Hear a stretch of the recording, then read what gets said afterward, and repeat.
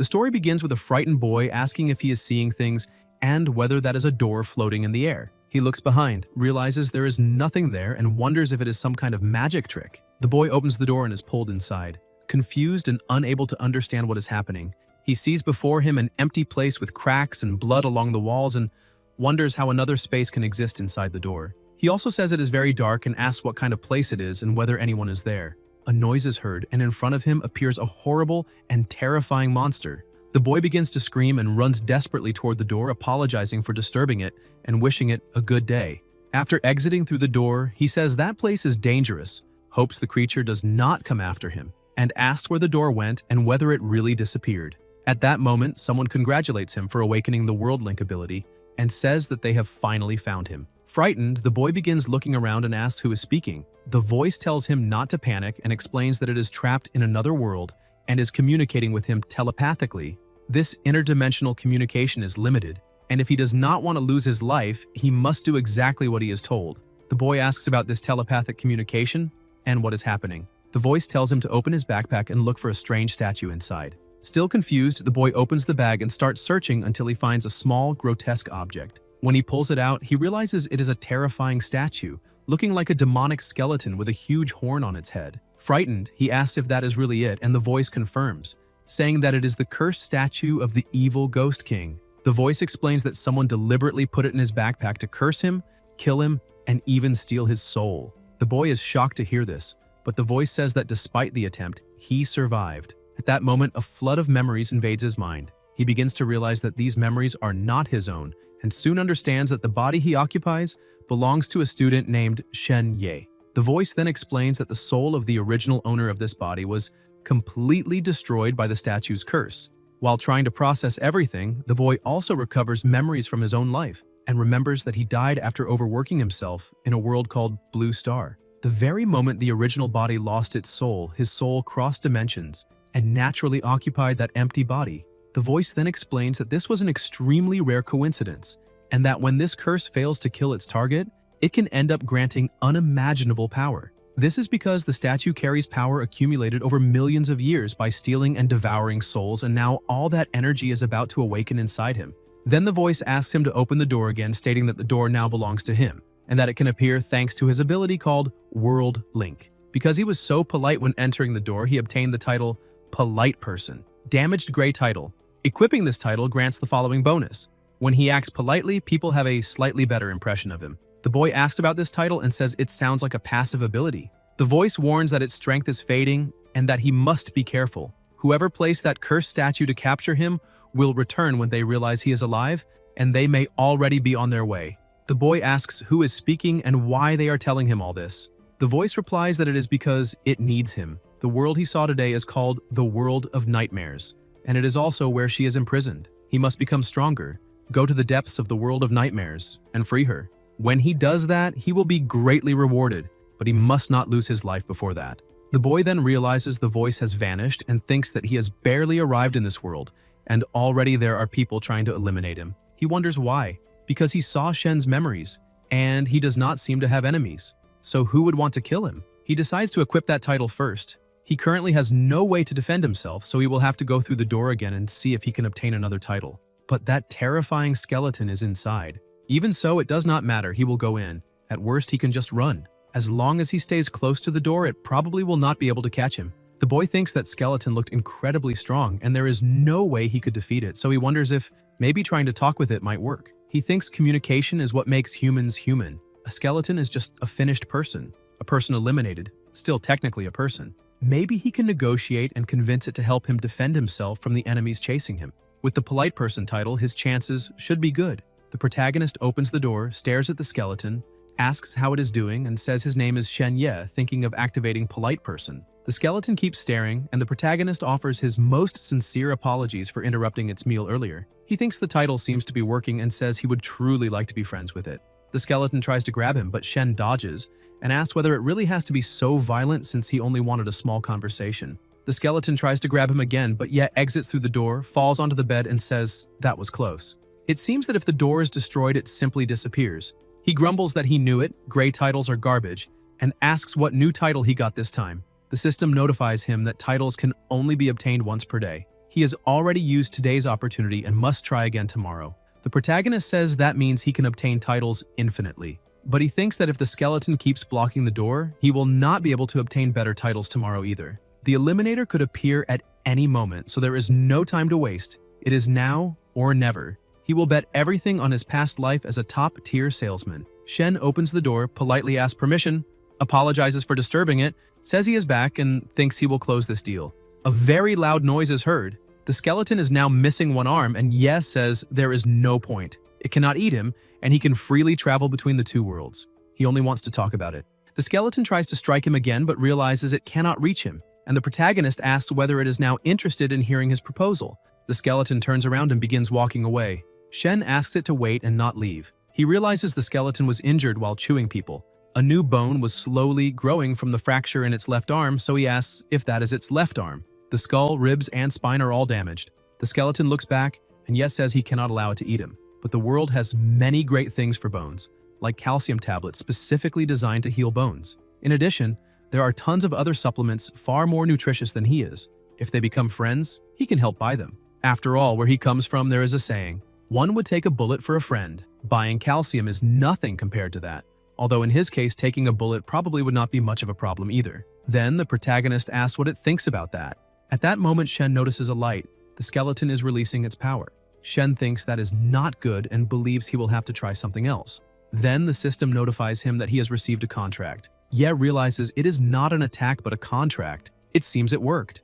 On the paper, it says the signatory is the progenitor of Shadow Bones, Gilded Corpse Maker, defeater of the Lord of the Underworld Mictlantecuhtli. Shen comments that these monsters really have serious credentials and asks why there is a pause after the name.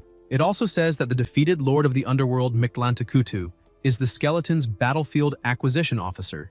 Contract content: equal exchange. Addendum: carried out 7 millennia ago when humanity, with its talents for culture, art, and technology, caused the eternal bell of destiny to ring. At that time, even the gods noticed. It hopes he can help restore its strength. It never makes contracts with beings other than gods, so he had better understand the value of this contract. This is a fair contract. If either party is dissatisfied, it can be terminated at any time. Sign the name on the line below to complete the contract. Ye is the human who overcame the curse of infernal beings, gate between nightmares and reality, sole controller of the two realms. Contract complete. Somewhere else, a voice says Ye has just left the hospital and must inform them immediately if he feels unwell. He should take it easy, stay home for a few days, and avoid stress. He should also take that tonic and drink it on an empty stomach because it will help him. And there are the calcium tablets he requested. The protagonist thanks his parents. His mother says he does not need to thank them. Health and safety are what matter most. Shen thinks that in his past life, he was an orphan, so having the attention of a family feels very good. Suddenly, someone knocks on the door and says they are from the East Precinct and are there because of his case. Incidents like that happen countless times every year, are completely unpredictable, and when they occur, all one can do is accept fate. Fortunately, he recovered, which is already a blessing in the midst of misfortune. Ye thinks no. He says the real Shen was eliminated by a monster summoned through a curse, and asks if the next time something like that happens, everyone should simply leave it to fate. The police officer observes him and says he knows he is upset, but there is something he must say. The superiors have already approved it. That hospital will soon be abandoned and no one will be allowed to enter again. He can rest assured there will be no more victims. The protagonist notices that the 3 stars on the badge mean he is a sergeant. He is still very young. Shen thanks him for telling him and says he was just worried someone might be after him. The officer replies that he is only a high school student with a simple social circle, and they did not find anyone holding a grudge against him. That is all for now. They have other duties to fulfill and will not disturb him any longer. Shen thinks the curse of the Ghost King statue seems incredibly powerful. Not only can the police do nothing about it, but even the government finds it troublesome. It is obvious that even the police fear it and prefer to keep their distance. But as an ordinary high school student, he wonders why someone would use something so powerful against him. Later, in the same place, the sergeant approaches again. Ye says he thought he had already left and asks what brought him back. The sergeant hands him a card and says his contact information is on it. The protagonist thanks him. The sergeant says that if anything seems strange, he should call him directly. Shen looks at the card reading Luo Feiquan and thinks that perhaps not everyone in the police is useless. Even so, he wonders whether he can trust him, or rather, whether he can really help him. He also notices that the sergeant does not seem to be strictly following orders. If the police and government cannot do anything, what could a simple sergeant do? Besides, now that the news that he is alive has spread, Whoever wants to eliminate him will not remain idle. The protagonist begins wondering whether these people might also go after his family, and concludes he must become stronger as quickly as possible. After that, Shen opens the door and asks whether the skeleton is there. The creature approaches, and holding a bag, says he brought the calcium tablets it wanted. The skeleton points to something else inside the bag, and the protagonist asks if it prefers that tonic. The skeleton releases its energy and words appear on the paper saying the other party desires the tonic in his possession. As a battlefield acquisition officer, the giant skeleton selected an item from its spoils of war collection, a relic of an enemy soldier, offering it in exchange for the tonic. It is a low-level crystal nightmare, a relic created by the High Elves, ancient enemies of the giant skeleton. This crystal can directly instill knowledge, abilities, techniques, or information into the user. In the Kingdom of Nightmares, war is the eternal theme. Every civilization and all knowledge exists solely to increase combat capability. Shen comments that a crystal capable of granting knowledge and skills sounds interesting and accepts the trade. The crystals begin to float, and the system notifies him that he learned Moonlit Deer Step. It is a basic movement technique used by alien soldiers. The undead giant and the elves have been at war for centuries, and to counter the undead, the elves created this technique. It allows the user to escape, run, and dodge with great agility. Ye thinks he never imagined exchanging a simple tonic for an elven movement technique. At least now he has some way to defend himself. The skeleton takes the ingredients it requested and disappears into the darkness. The protagonist comments that it still hides in the dark even after they signed a contract and wonders what all the secrecy is about. In any case, he decides to start practicing Moonlit Deer Step for now. When he hears his parents returning home, he realizes it is better to go to his room. The system then notifies him. Moonlit Deer Step, first form, evasion. Required agility points, 3. After evaluating his physical attributes, the system indicates he has only 2 agility points and needs 1 more to use evasion. Shen asks whether it works like a game and wonders how he can increase his agility. At that moment, a voice appears saying he is truly alive and wondering how that is possible. Shen turns and sees a frightening man who says he wants to find out what he is really made of. The man advances, trying to strike him at all costs, but manages to dodge. The attacker comments that he is not bad. The protagonist thinks that was close and realizes the man is an eliminator. He wonders if someone has already been sent after him and asks if there is anything he can help him with. The eliminator replies that he can simply lose his life. The system then notifies him that the crystal granted him knowledge. In the Kingdom of Nightmares, abilities, techniques, titles, and equipment have their own rankings from lowest to highest. Broken gray, normal white, excellent green, exceptional blue, and purple 1 in a million. The higher the rank, the more powerful the effect. The polite person title belongs to the broken gray level. While dodging attacks, Shen thinks it really is an extremely low-rank title, which is why it barely works. Still, he can use Moonlit Deer Step. The eliminator comments that those are just cheap tricks and those idiotic steps will not save him from a bullet. Ye narrowly dodges, and the system sends a friendly reminder. Titles can be consumed to gain status points. The higher the title's rank, the more points obtained. The protagonist asks if those things are consumables, and why the system did not say that earlier. Then new notifications appear. Title consumed successfully. Status points received. 1. Agility increased from 2 to 3. First form, evasion, now available. Shen immediately directs the point into agility. Ye then releases his power, opens the door, and runs inside. The eliminator chases him, saying not to think he can escape. Suddenly, the pursuer stops and asks whether that is a secret passage. The protagonist, already near the door, waves goodbye. The door closes. The eliminator runs toward it, but at that moment, the skeleton appears before him, opens its mouth, devours him, and regenerates its arm. Meanwhile, Shen breathes heavily and says, "That was close. There are probably more eliminators coming." He cannot waste time and must quickly find some self-defense cards. The system notifies him that the sacrifice of a living creature pleased the other party.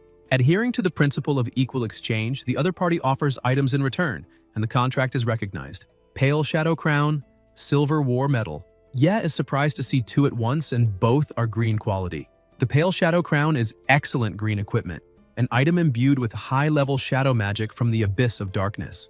Anyone who wears it can disguise themselves as a member of the Elven race. The Silver War Medal is a symbol of honor and merit within the Elven forces of the world of nightmares, granted only to soldiers who achieved great feats. The protagonist comments that the skeleton is very pragmatic. At first it wanted to eat him, but now that it understands the value of exchange, it is practically showering him with gifts.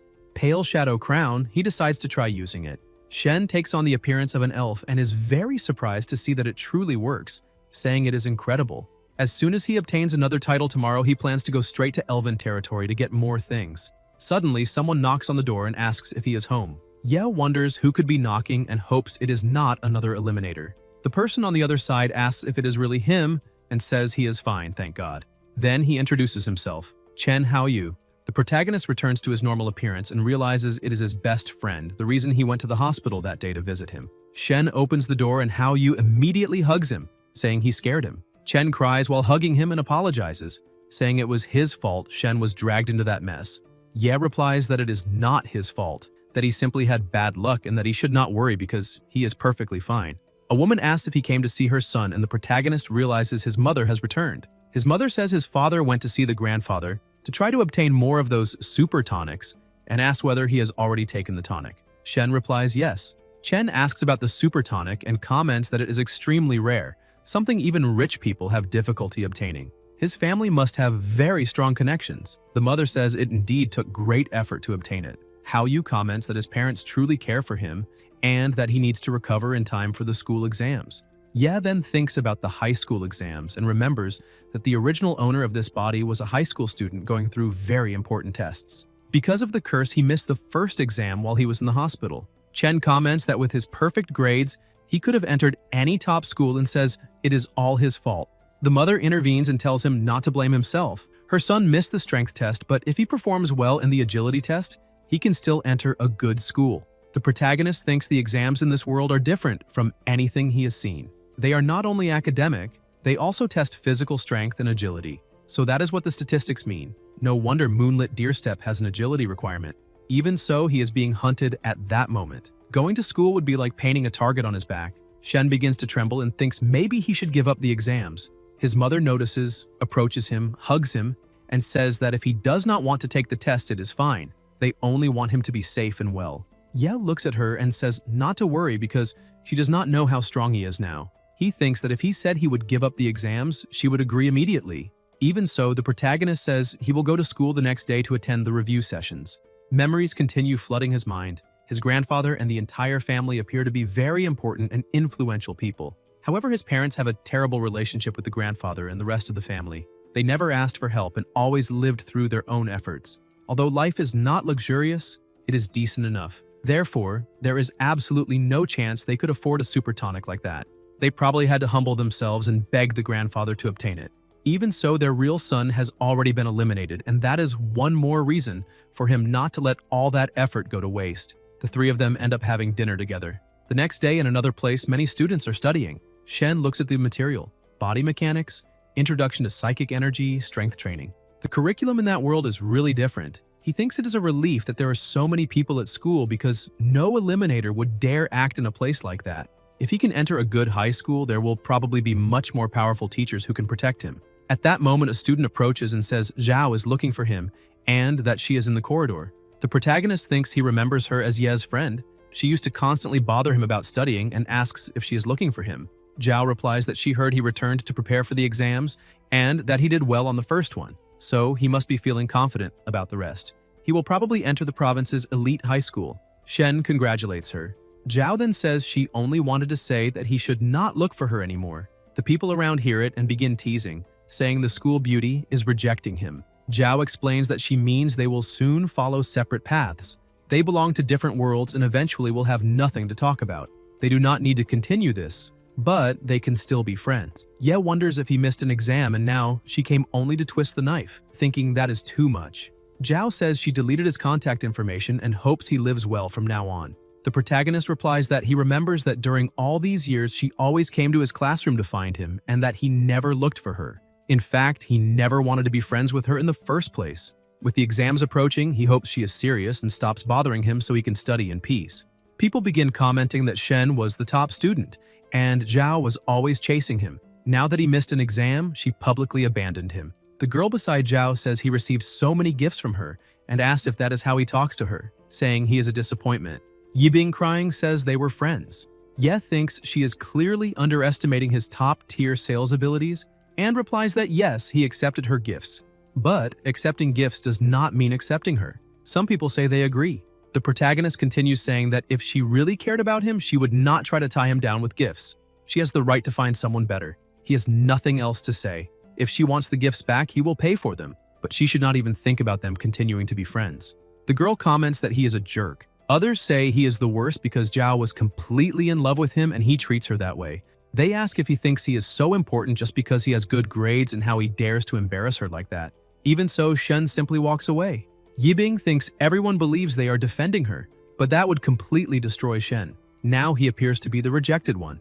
With everyone watching, his reputation is ruined. Suddenly someone steps in front of Ye and orders him to stop right there, saying she did not give him permission to leave. The protagonist looks and asks if he is not Sun Ming, the third-ranked student, and says class is about to begin so he needs to move aside. Sun replies that he was absent from school for several days and is behind on the news because he has become much stronger. Now Shen is no longer the top student. If he does not want some bones broken, he had better apologize to Bingbing immediately. Shen says he misunderstood everything. Zhao was the one who asked him to come, he was not bothering anyone. But fine, whatever, he will apologize. Ye apologizes and says she won so she can keep bothering him if she wants, and asks if she is happy now. The protagonist runs away and people are surprised to realize he was crying. Zhao says she was not trying to force him, and that he should not listen to Sun. She herself becomes confused, wondering why she said those things and thinking that idiot Ming is messing with her head. Sun is also confused because he came to support Yibing and now everything is chaotic. He asks if anyone saw that and what just happened. Sun moves forward to throw a punch but Shen dodges. People are surprised and Sun himself asks what that was. Some comment on his speed. He seems much more agile than before. If he had put any strength into that kick, Ming would already be on the ground. Ye releases an intimidating aura and asks what else he wants. At that moment, someone arrives asking what everyone is doing gathered there, and says the exams are about to start so everyone should go to the field. The students run immediately afraid of being scolded by the teachers. Sun says this is not over yet. On the field, the protagonist is stretching when Chen approaches and comments that the test will take a long time. Just look at the line. It will be a while before their turn comes. He mentions that a new comic shop opened behind the school and asks if Shen wants to check it out while they wait. Shen suddenly remembers something. Yesterday he was so tired he fell asleep the moment his head touched the pillow and forgot to collect the title of the day. This is the perfect time to obtain a new title. He replies that he will pass and asks Chen to hold his place in line, saying his stomach is bothering him and he needs to go to the bathroom. Then Ye walks away and enters another place. Someone who had been spying on him follows holding something in their hand. This person begins searching for him inside the bathroom and asks where he went since they saw him enter there. The protagonist, now with the appearance of an elf, crosses the door searching for the skeleton. Suddenly he notices a pistol on the floor, checks it, and realizes it is loaded. He says that at least now he has something to defend himself with in elven territory. Although he has never used a gun before, he wonders where the skeleton went because time waits for no one. A light begins to shine and a voice calls him. Shen asks if it is that mysterious voice. The voice replies that it does not have much power to help him, but says he must take that. It is a human symbol. Suddenly Ye disappears and appears somewhere else that looks like a forest. The protagonist says his head is spinning and asks if the teleport worked and whether he is really in elven territory. He observes the dagger the mysterious voice gave him and wonders why he received it. Suddenly someone asks who is there. They are 3 elves who call him Fern. Shen is surprised. The elves say he finally arrived and took long enough. If he had not appeared soon, they would have had to declare the mission a failure and return. The protagonist replies he had a small problem, so he is late. While speaking, he realizes something important. The 3 are wearing the pale shadow crown just like him. In other words, they are not actually elves. They say it does not matter because at least he arrived. They already gained the trust of that elven tribe. The villagers believe they are heroic soldiers recovering from injuries suffered on the battlefield. The plan is to attack at night, eliminate the tribe chief, and seize the treasures. Then they ask if he is ready. Shen touches his forehead and says, "Of course," saying his hands are already itching. One of the elves tells him to stop touching there and warns that he cannot remove the pale shadow crown. Ye replies he was just adjusting it because it is not very comfortable. The other says that if he exposes the true undead identity, they will all be doomed. Shen thinks it was exactly as he suspected. The same metal, the same crown, those 3 are also undead. He says not to worry because when he is working, nothing goes wrong. Inside, however, he thinks that skeleton must be the Fern they are talking about, and the whole problem has been dumped on him. The 3 say they need to return to the village and he must hurry because the delay already cost valuable time. Shen realizes they move so fast he can barely keep up even at maximum speed. These undead are extremely strong. After some time, they stop. One of them says he must enter the village. To pass through the gates, he needs the chief's permission. That part is safe. He only needs to show the badge. The 3 will handle the eliminator outside. He must deal with the chief. Shen asks if he is being assigned to eliminate the chief alone. They answer yes and ask if there is any problem or if he is backing out. Yeah asks if they really think he would back out and replies, absolutely not. He says they can leave it to him. Inside, however, he thinks he is completely doomed. If he dared say no, those three would probably eliminate him immediately. But assassinating the elven chief inside his own fortress is practically a suicide mission. In any case, he is already doomed and now understands why that skeleton threw all the responsibility onto him.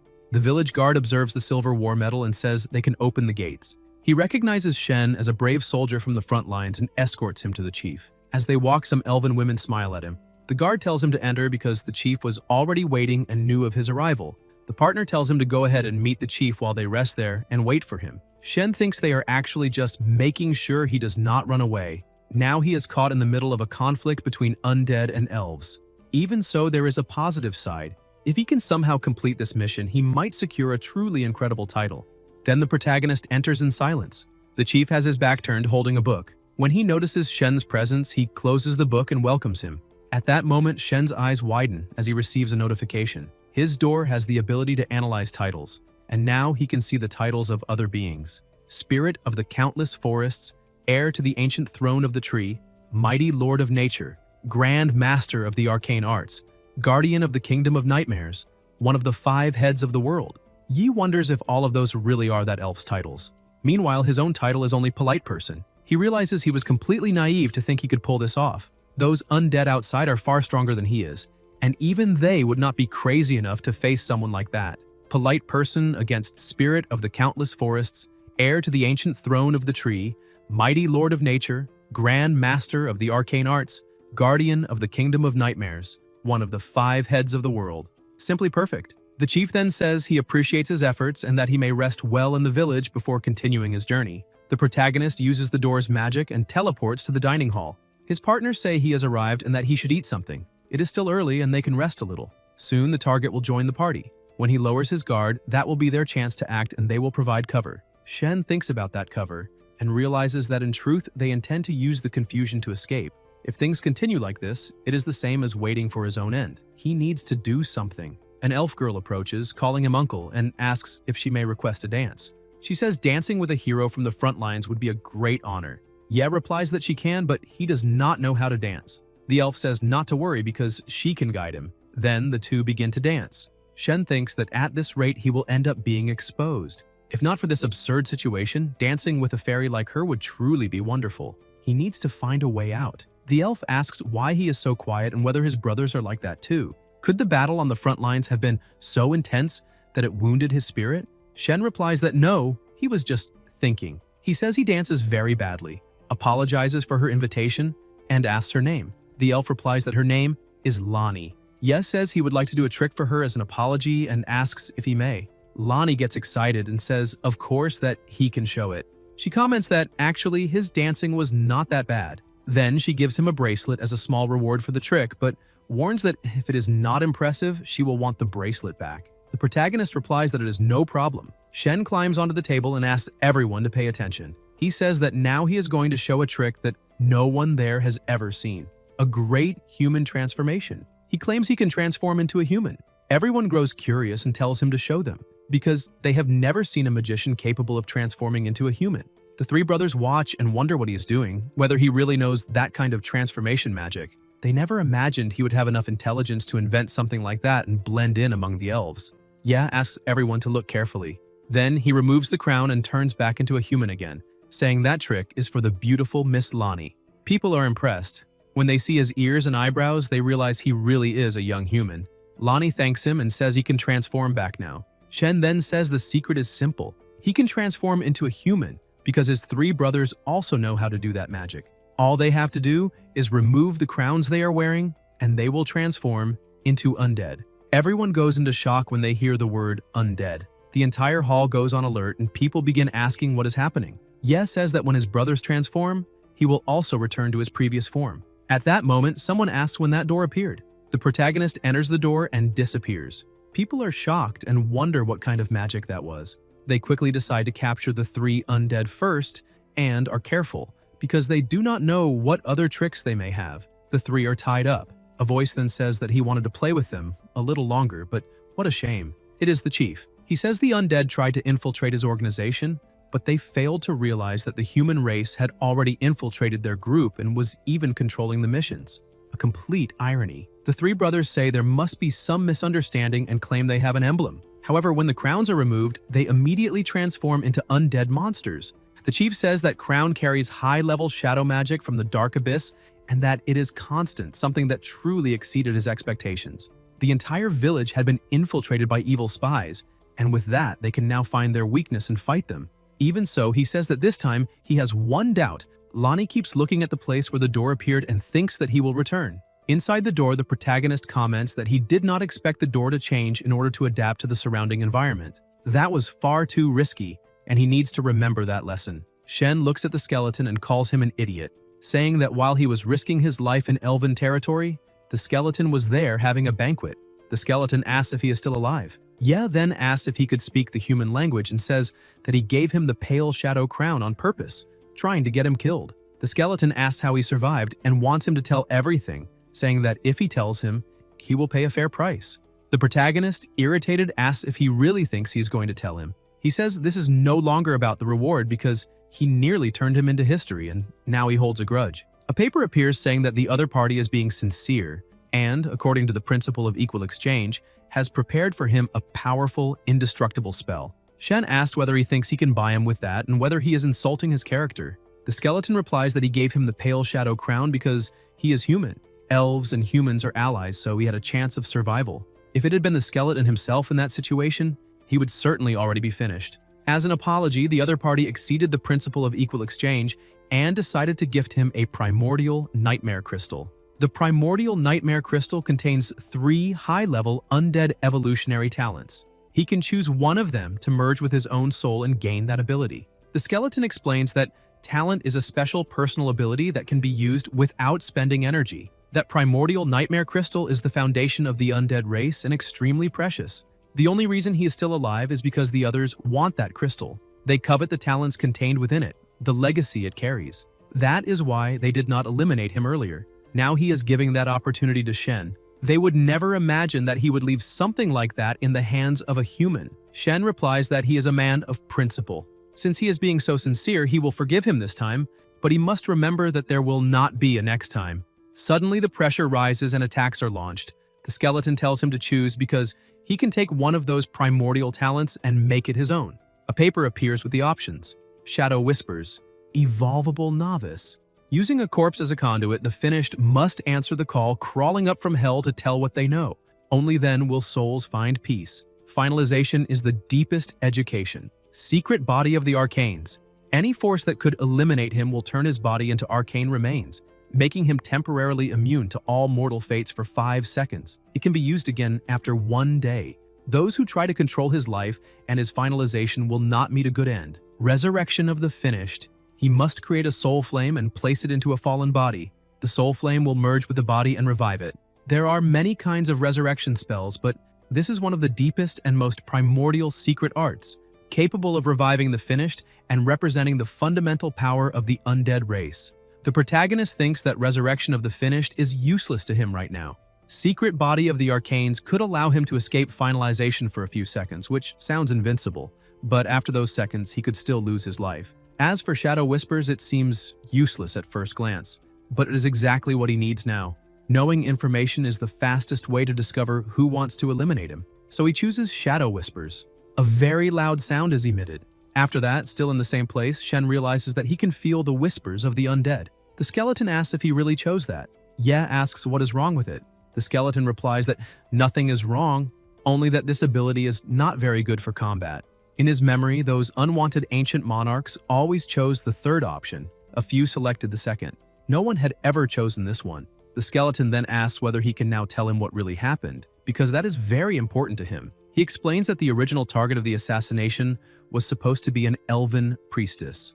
As for the man Shen just saw, he is the most powerful high priest of the elven race. The protagonist thinks it is no surprise that man had such impressive titles as Spirit of the Countless Forests, Heir to the Ancient Throne of the Tree, Mighty Lord of Nature, Grand Master of the Arcane Arts, Guardian of the Kingdom of Nightmares, and one of the 5 heads of the world. The skeleton explains that the 3 nightmare knights captured by the elves can no longer watch him or threaten him. This is the only chance he has.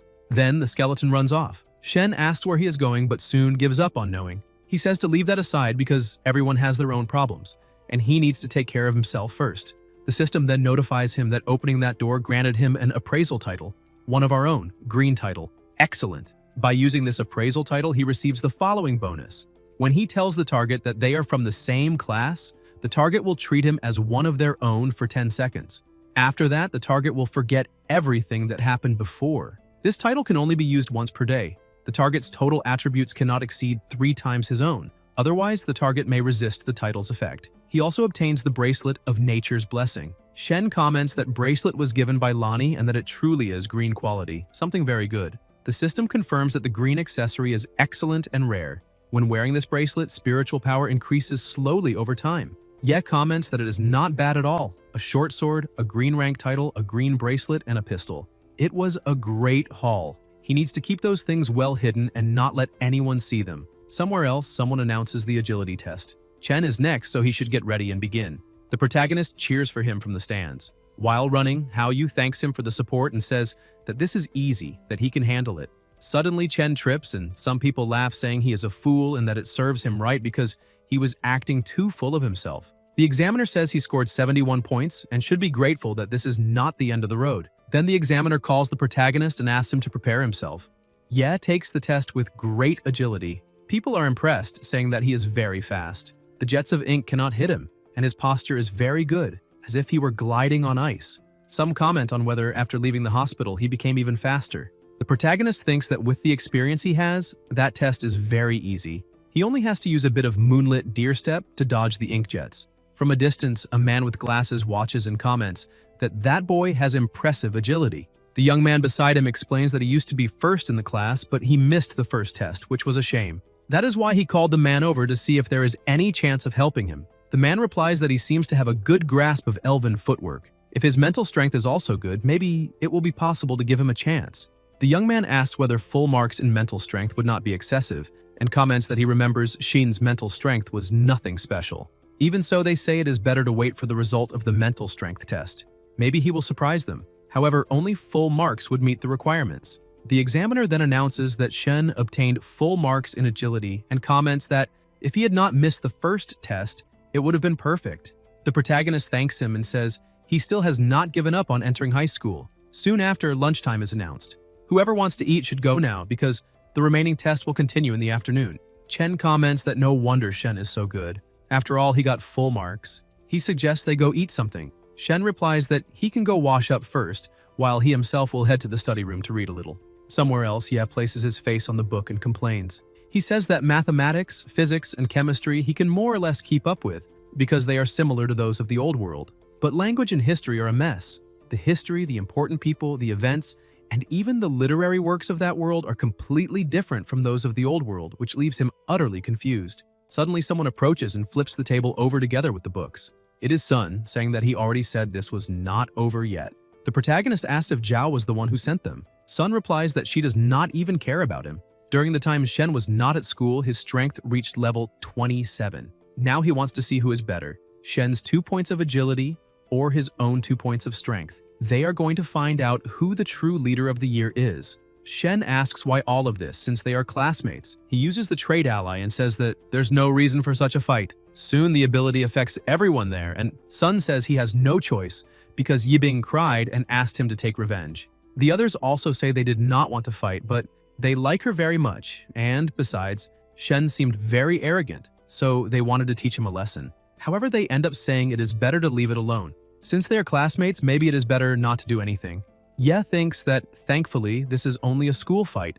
No one there truly wants to eliminate him. The effect of same class member lasts only 10 seconds, and it is already almost ending. When the effect ends, the others say that now they really are going to finish him off. The protagonist thinks that is the problem. He can only use the title once per day, a truly annoying limitation. The system then notifies him that he has unlocked a special entry, receiving 3 attribute points. Shen decides to put the points into strength. The system informs him that, besides the 3 newly obtained points, he can also redistribute the point he had put into agility. He thinks about it and realizes he can alter his attributes freely. That way, he could stop being a fast fighter and turn into a tank whenever he wants. So he decides to place all 4 points into strength. New notifications appear confirming the successful increase. His strength rises significantly. A boy grabs him from behind and says not to run this time, wanting to see him face Ming head-on. Sun advances with a clenched fist and asks if he is ready to break some ribs.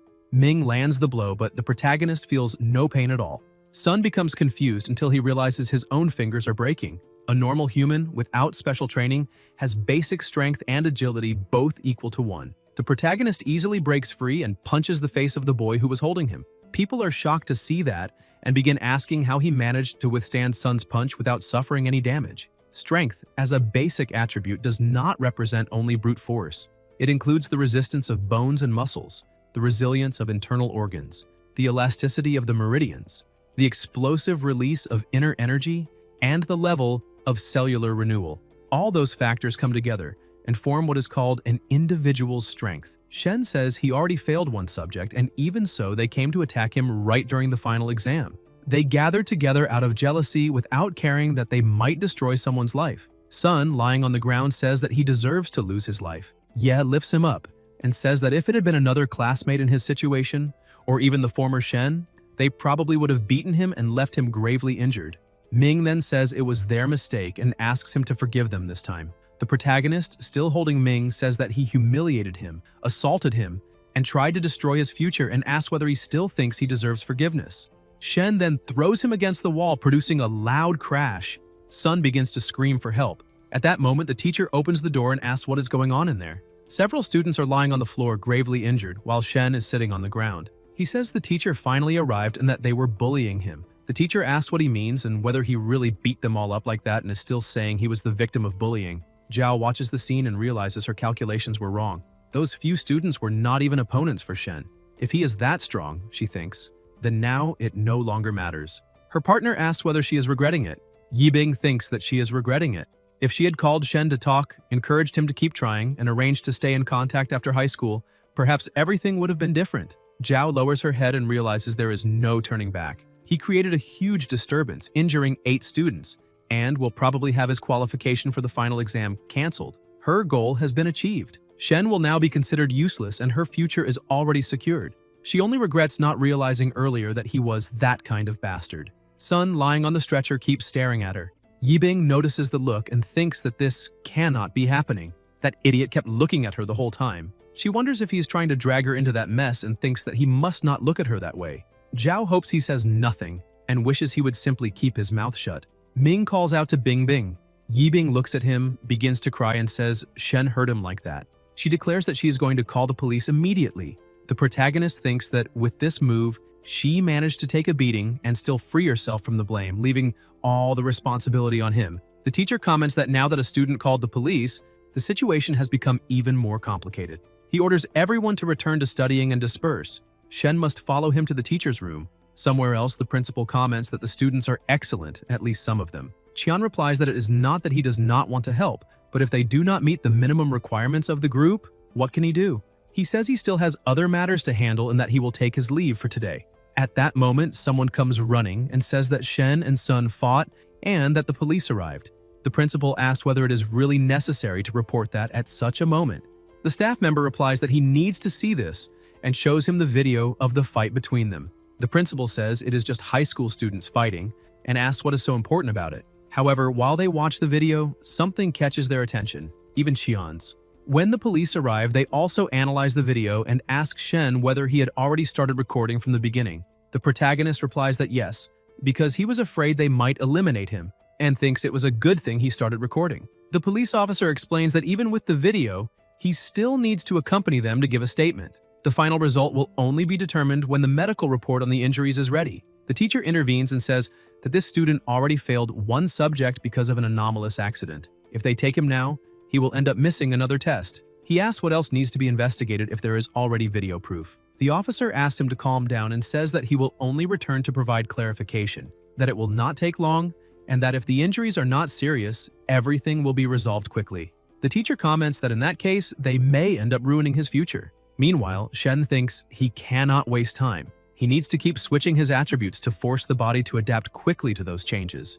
The principal approaches and says it was a good thing he recorded everything on his phone. Otherwise, the injuries of the other students would have been enough to get him expelled. The teacher comments that Qian finally arrived. Qian agrees and says that Shen's physical condition and abilities already surpass those of the other students. Fighting with them made no sense at all. He watched the video of the fight, and even though it was only half the recording, he noticed that Shen controlled his own strength during the battle. He asks if that was really the case. Ye confirms it and says he was afraid of ending up eliminating someone. Qian replies that he truly is a young man of great character. The combat technique he demonstrated during the simulated exam was perfect, and he already deserves a recommendation. He says he would like to speak with him. The protagonist takes the card he hands him and thinks about what the Human Martial Arts Group means.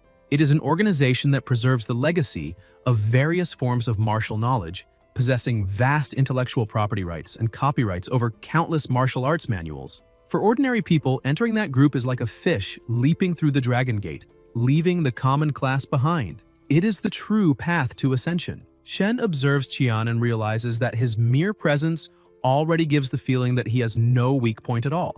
No matter how he distributes his attributes, he would not even be able to touch him. Qian then asks the intelligence system to assess his strength, saying that it seems to be at least 4.5. He asks whether Shen can tell him what the exact value is. The intelligence system is the superior AI of that world, capable of accurately assessing a person's qualities. Ye thinks that is impressive. If he has the protection of someone like Qian, he will not need to worry about eliminators.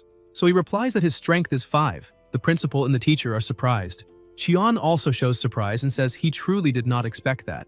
The protagonist asks if that value is very high. Qian explains that at the elementary education level, reaching 4.5 already exceeds the evaluation standard. Reaching 5 is even more extraordinary. With that level of strength, he would already be capable of operating some models of combat armor and using ancient weapons, even if they are damaged or only of common level. In addition, his performance on the movement exam was perfect, which already guarantees the right to a recommendation. He can join the group. Qian says he will arrange a new evaluation for him. Normally that would not be permitted, but in order not to waste a talent like his, the group has authorization to suggest to the Department of Education that they carry out reevaluations and additional tests for certain special candidates. So it is decided that someone will help arrange everything for him. As for the investigation into the fight, that will be up to the authorities, but the timing of the reevaluation will be taken into consideration. Qian then asks, just out of curiosity, what his mental power level is. His agility already reached the standard, so that will not affect the evaluation. The protagonist thinks he cannot seem perfect in everything, so he decides that a mental power level of 3 should be enough. He raises 3 fingers. Qian smiles. The teacher is even more surprised and asks whether 3 is already considered high, commenting that his mental power truly is not ordinary. Qian asks whether he can demonstrate it, explaining that a level of 3 is already enough to move objects with the mind. He suggests that Shen try moving a chair. Ye thinks that he only needs to raise the mental power attribute to 3 in order to do that. At that moment, the police officer tells them to stop. His partner asks whether they are leaving now. The officer replies by asking what else he expected. A student with strength 5, perfect movement, agility of at least 4, and mental power nearing 3 can only mean one thing. That means he has the potential to reach the top. A genius of that level cannot be controlled by ordinary people. They can only endure this situation for a little longer. Qian becomes very excited and says he never imagined he would witness a day like this. He begins to recite, "Once a forgotten beggar lay in the streets. Today his song makes even the gods bow to its rhythm when the time comes. The cosmos grants him power, and he will fly to the realm where light never loses its life. Today is the day of the lucky student, and also his own." The principal comments that it is a beautiful song and says he has never heard such a lovely voice. The protagonist finds it strange and wonders if he should sing too, but realizes he would not even know how to do it. Qian asks the two of them for a moment, saying he would like to speak with that young man in private. He lights a cigarette and asks what his goal in life is. Shen replies that his own name already contains his goal. Qian says that is a good beginning and asks what his heart truly desires. Ye answers that, at the very least, he wants to be strong enough so that no one can knock him down again. He wants to be capable of protecting himself and his family. Qian says that today is the day he takes the first step toward his dream and asks him to attack. The protagonist calls him a strange and frightening old man. Qian smiles and explains that he does not want words but fists. Shen takes an attacking stance and thinks about redistributing his points to strength. He clenches his fist while Qian observes him. Suddenly, the protagonist realizes that he cannot move. Qian explains that this is a technique, a way to immobilize an aggressor. He says Shen should learn something like this so he can protect himself better. He asks if he wants to learn it. Shen replies that it is incredible and says he wants to learn. Then Qian pulls out a gun, points it at his own head, and fires. Afterward, he says, that is also a technique, a secret art of the organization. This technique can block all kinds of projectiles, even sniper shots. Ye replies that there is no unbreakable defense in the martial world, only attacks too fast to counter. Qian asks if that line is good and where he read it. The protagonist answers that he invented it himself. Qian says he truly has natural talent. Then he finally makes the invitation. He wants Shen to join the Hidden Dragon Project. He explains that the Hidden Dragon Project is a program created by the organization to train rising talents. He intends to recommend Shen to 3 of the best martial schools in the world. Before that, however, he will need to pass an extremely rigorous admission exam. It is not the standard high school exam, but one created by the 3 schools themselves. Ordinary people almost never have the chance to take it, because it is normally monopolized by the children of noble families. Shen asks what noble families are. Qian explains that they are families that possess ancient knowledge, artifacts, and bloodline pacts inherited from divine beings of ancient times. These ancestral families possess more martial legacies than even the group itself. They also control vast lands, populations, and wealth. These supreme families live separated from ordinary people by a nearly insurmountable abyss. Shen begins to wonder if that means grandfather Shen belongs to one of those families. Qian continues explaining that the Hidden Dragon Project was created precisely to find hidden talents among ordinary people. They will help Shen enter the most prestigious academies.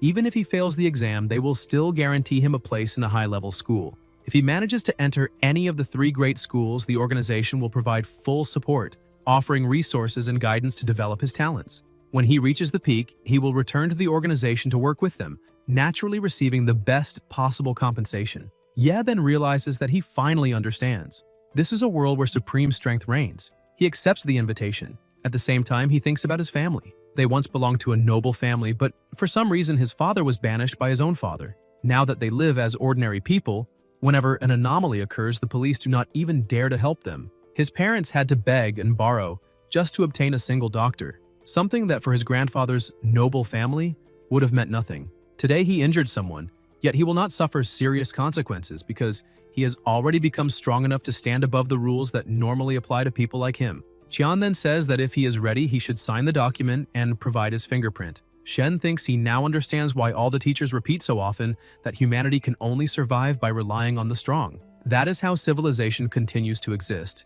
Qian adds that he may think more carefully before deciding. In fact, other organizations will probably contact him soon. Shen replies that Qian was the first to approach him and also helped him out of a difficult situation. For that reason, he is willing to join the organization. Qian says he is a decisive young man and that he knew there was something special about him. Since he is still a minor, they will also need a guardian's signature. Ye replies that it is not a problem because his parents should be at home. Qian says that is excellent and that they must hurry. If another organization arrives before them, everything will be lost. He says he will return as soon as he finishes. Qian then moves quickly, disappearing in the blink of an eye, leaving the protagonist surprised by how powerful he is. The principal asks how the conversation went. Shen replies that he already signed and that Qian is on his way to speak with his parents about the contract. The principal becomes very excited and says that is fantastic, that the whole school will be talked about across the city. Ye's phone rings.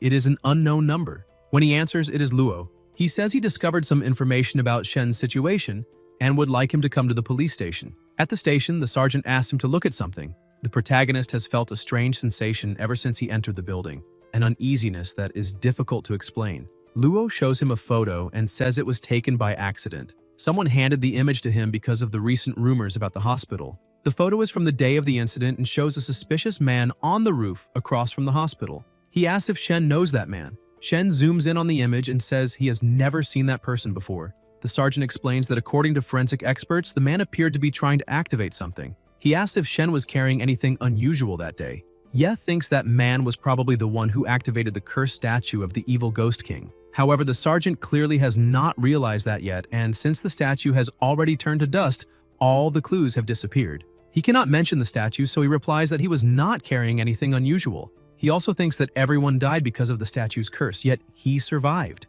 Telling anyone that would only cause trouble. The sergeant finds the answer strange and asks if he felt anything unusual that day, such as shortness of breath, dizziness, or loss of control of his body. The protagonist realizes that the questions seem to indicate the sergeant already knows something. At the same time, the uneasy feeling inside the station keeps growing, as if something is hidden there, waiting for the right moment to act. Suddenly, Shen remembers something and comments that his backpack was open, even though he was sure he had closed it before leaving school. Luo asks whether he checked the backpack. Shen replies that he did not and that he should have checked earlier. At the same time, he notices a slight movement in the sergeant's hand as if he were about to do something. Shen decides to redistribute all his status points to agility. No matter what happens, he must be ready to run at any moment. He wonders whether he could run faster than the sergeant, but imagines that the sergeant's attributes must be on a completely different level from his. Ye lifts his foot slightly and thinks he cannot make a mistake. He prepares to open a passage beneath his feet just in case. If something goes wrong, he only needs to kick the table and fall directly through the door. At that moment, the sergeant's phone rings. The protagonist thinks he almost triggered his escape by accident, but this might be his chance to get away. He decides to leave while the sergeant answers the call. The sergeant tells him to stay where he is. On the other end of the line, a voice says that his time has come. Energy begins to rise. Shen becomes confused and wonders what is happening, whether that is an eliminator. Soon he realizes that the target is not him, but the sergeant himself. He also wonders whether that is the technique Qian mentioned earlier. Luo asks if the enemy is right outside the station. The sergeant then moves quickly and shatters the window glass. The alarm sounds. Intruder detected. An invader has entered the police station. All non-combat personnel must seek shelter immediately. The protagonist looks outside and sees something strange, asking whether that is the ocean and how it is possible since they should be in the city. The man above is the one who made the call, but he's not the same man with glasses from the photo. The invader says that the sergeant eliminated many members of the church and that he came to settle the score. Luo replies that he is busy at the moment and that they can talk later. The invader says that his life is the only explanation needed. Shen goes back inside the station and realizes the two of them have disappeared. He fears the sergeant has been trapped in that strange ocean. The strange feeling returns once again. He begins to wonder what is happening to him and whether that office is haunted. He says that whoever is there should appear now. Energy begins to flow from his eyes. The system sends a notification. The necromantic ability Dark Whispers has been activated. The question compels any soul bound to a body in that place to return an answer. If they refuse, they will never find peace. Ye realizes something and says Dark Whispers works on souls bound to a body. That means there is a body inside the sergeant's office. Then a voice responds, giving thanks. The protagonist, frightened, asks who is there. The voice replies that it never imagined it would return to its own body using that old rotting shell just to answer questions. Shen realizes the voice is coming from the closet and thinks the body must be inside. That voice sounds familiar. It cannot be. The voice says a hunter was finished by his own prey and asks whether afterward the killer disguised himself to take his place. Shen opens the closet and finds Luo there, with his hands tied and already dead. The voice says that it is indeed him. Ye asks what happened. Luo replies that the man with the dark glasses from the photo eliminated him. That man was an eliminator. He explains that he was a special operations soldier with balanced strength and agility. To fight at his best, he needed top-level equipment, but one moment of carelessness was enough for him to be defeated. At the critical moment, his weapon failed, and after killing him, the enemy assumed his identity to lure Shen to the station. The protagonist asks what his objective was. Luo replies that he does not know exactly, but the imposter definitely wanted answers. Shen thinks that makes sense. The curse of the evil Ghost King statue had never failed before, so the enemy must have become curious about how he survived. Fortunately, that lunatic attacked the police station, which probably disrupted the Eliminator's plans. Shen says the imposter was taken away by a man wearing colorful pajamas who seemed to use some kind of sorcery. Luo asks what kind of sorcery. Ye explains that the area outside the station turned into an ocean for a few moments and then returned to normal. But the imposter and the attacker did not return with it. The sergeant says the prey tried to disguise itself as the hunter, but it did not know that the hunter also had bigger problems waiting. That was not sorcery, it was an anomaly. When another world connects with ours, enveloping, infecting, or consuming an area, or even taking people away, it is called an anomaly. There are even worse cases known as calamities. Shen asks what a calamity is. Luo explains that it is when powerful monsters from other worlds suddenly appear and cause massive destruction. He asks if Shen has ever heard of the city of Jiang. Shen replies yes and says people said an earthquake destroyed the entire city. The sergeant says that was only the official version. In reality, it was a classic case of calamity. More than 13 million people lived there and not a single one survived. Yes says that is horrible.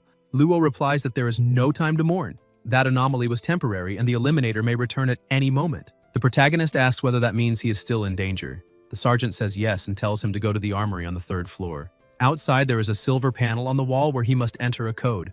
After hearing the code, Shen comments that it is enormous. Luo explains that there is a special pen outside the armory. He must write the code on the wall with it. When he reports the truth, he will receive protection. Time is running out, and that is his only chance to stay safe. The system then notifies him that the other party has said everything he could. The soul has departed. Shen looks at the completely lifeless body and finally understands. No one wanted to get involved in his case because things like this happen all the time. In this world, those who are not strong enough are crushed. He wonders whether he should expose the Eliminator's identity, but concludes it would not help. The enemy may have accomplices within the station itself. With the abilities he displayed, he could eliminate Shen instantly. The only option is to follow Luo's instructions and secure his safety on the 3rd floor. Shen rests his head against the closet and thinks he may never be able to avenge the sergeant with his current strength. Even so, he makes a vow. No matter what happens, he will avenge Luo and ensure he rests in peace. Suddenly, a phone rings announcing that an anomaly has occurred and that everyone must gather on the ground floor for inspection. Soon after, the door opens. A police officer says there was an attack and that everyone must go immediately to the central cyber system for a scan. They must go downstairs and speak quickly with Sergeant Luo and with Shen. The officer tries to reassure him, saying he knows he is scared, but that the target of that attack was Sergeant Luo.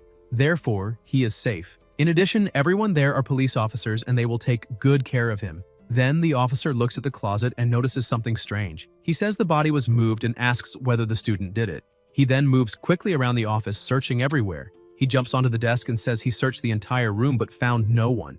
Confused, he asks whether the student ran away. The Eliminator comments that they eliminated so many people just to boast in front of a 15-year-old boy and still managed to ruin everything. The officer replies that unlike them, he is not so useless. Over the radio, he informs all units that Ye should be considered a strong suspect in the incident and orders an alert to be issued throughout the entire city. Soon after, the system announces that the environmental scan of the central cyber system has been completed and that everyone must gather in the plaza in front of the hall for inspection. At that moment, the door appears. The protagonist opens it and checks whether they have already left. He concludes he was right. The Eliminator really had accomplices. He thinks he could hide in the Kingdom of Nightmares until everything is safe, but that would mean losing the chance to make those Eliminators pay for what they did. He needs to reach the 3rd floor and report everything. Shen jumps through the window, sees the empty corridor, and decides to act quickly. He must enter the code on the wall. Suddenly, a voice appears saying he was sure he heard something up there. It is the officer asking what he is doing there. Ye begins writing the code on the wall and replies that the final exams are coming. So the teacher gave him some extra math problems and he needs to study. While writing, he thinks the code is absurdly long. The officer realizes what he is doing and thinks that device is the emergency activation system that connects directly to the world government headquarters. He wonders how a student obtained that code. The officer tries to attack him and demands to know who gave it to him. He cannot allow him to continue. Shen protects himself using the door. The officer charges again and asks what kind of ability that is. The protagonist thinks it is fortunate that the door adapts to the environment. If it were just a normal door, he would already have been eliminated. The officer keeps advancing with the intention of killing him, but the door disappears. Seizing the opportunity, the officer rushes toward him. However, the door reappears instantly, and he crashes into it violently, injuring himself. Furious, the officer asks how that door can remain standing on the ground. Shen thinks he has finally finished entering the code. A voice then appears. Password verified. This is Kunlun, the highest level artificial intelligence of the world government. Emergency evaluation initiated.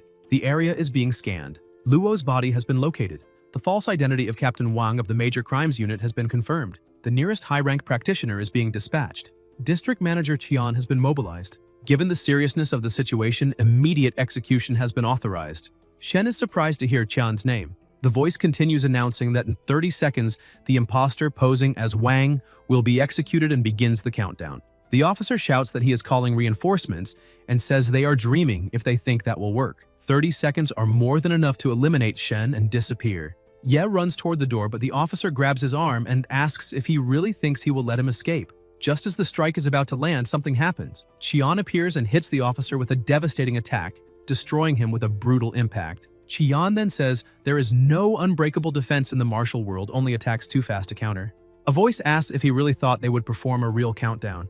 Qian asks Shen if that looked cool. Shen replies that it was incredible and thanks him for saving him. Later, in the National Security Office, Qian says he can handle everything else, but Shen must be honest about how he obtained the access code. Ye explains that Sergeant Luo gave him the code earlier, saying he was being hunted and that he should use it if something happened. Qian says he understands. It seems the sergeant already knew that both the Silent Church and that Eliminator were after him. The man who caused the previous anomaly belongs to that organization. They are a group of dangerous fanatics. Luo probably crossed paths with them during some case.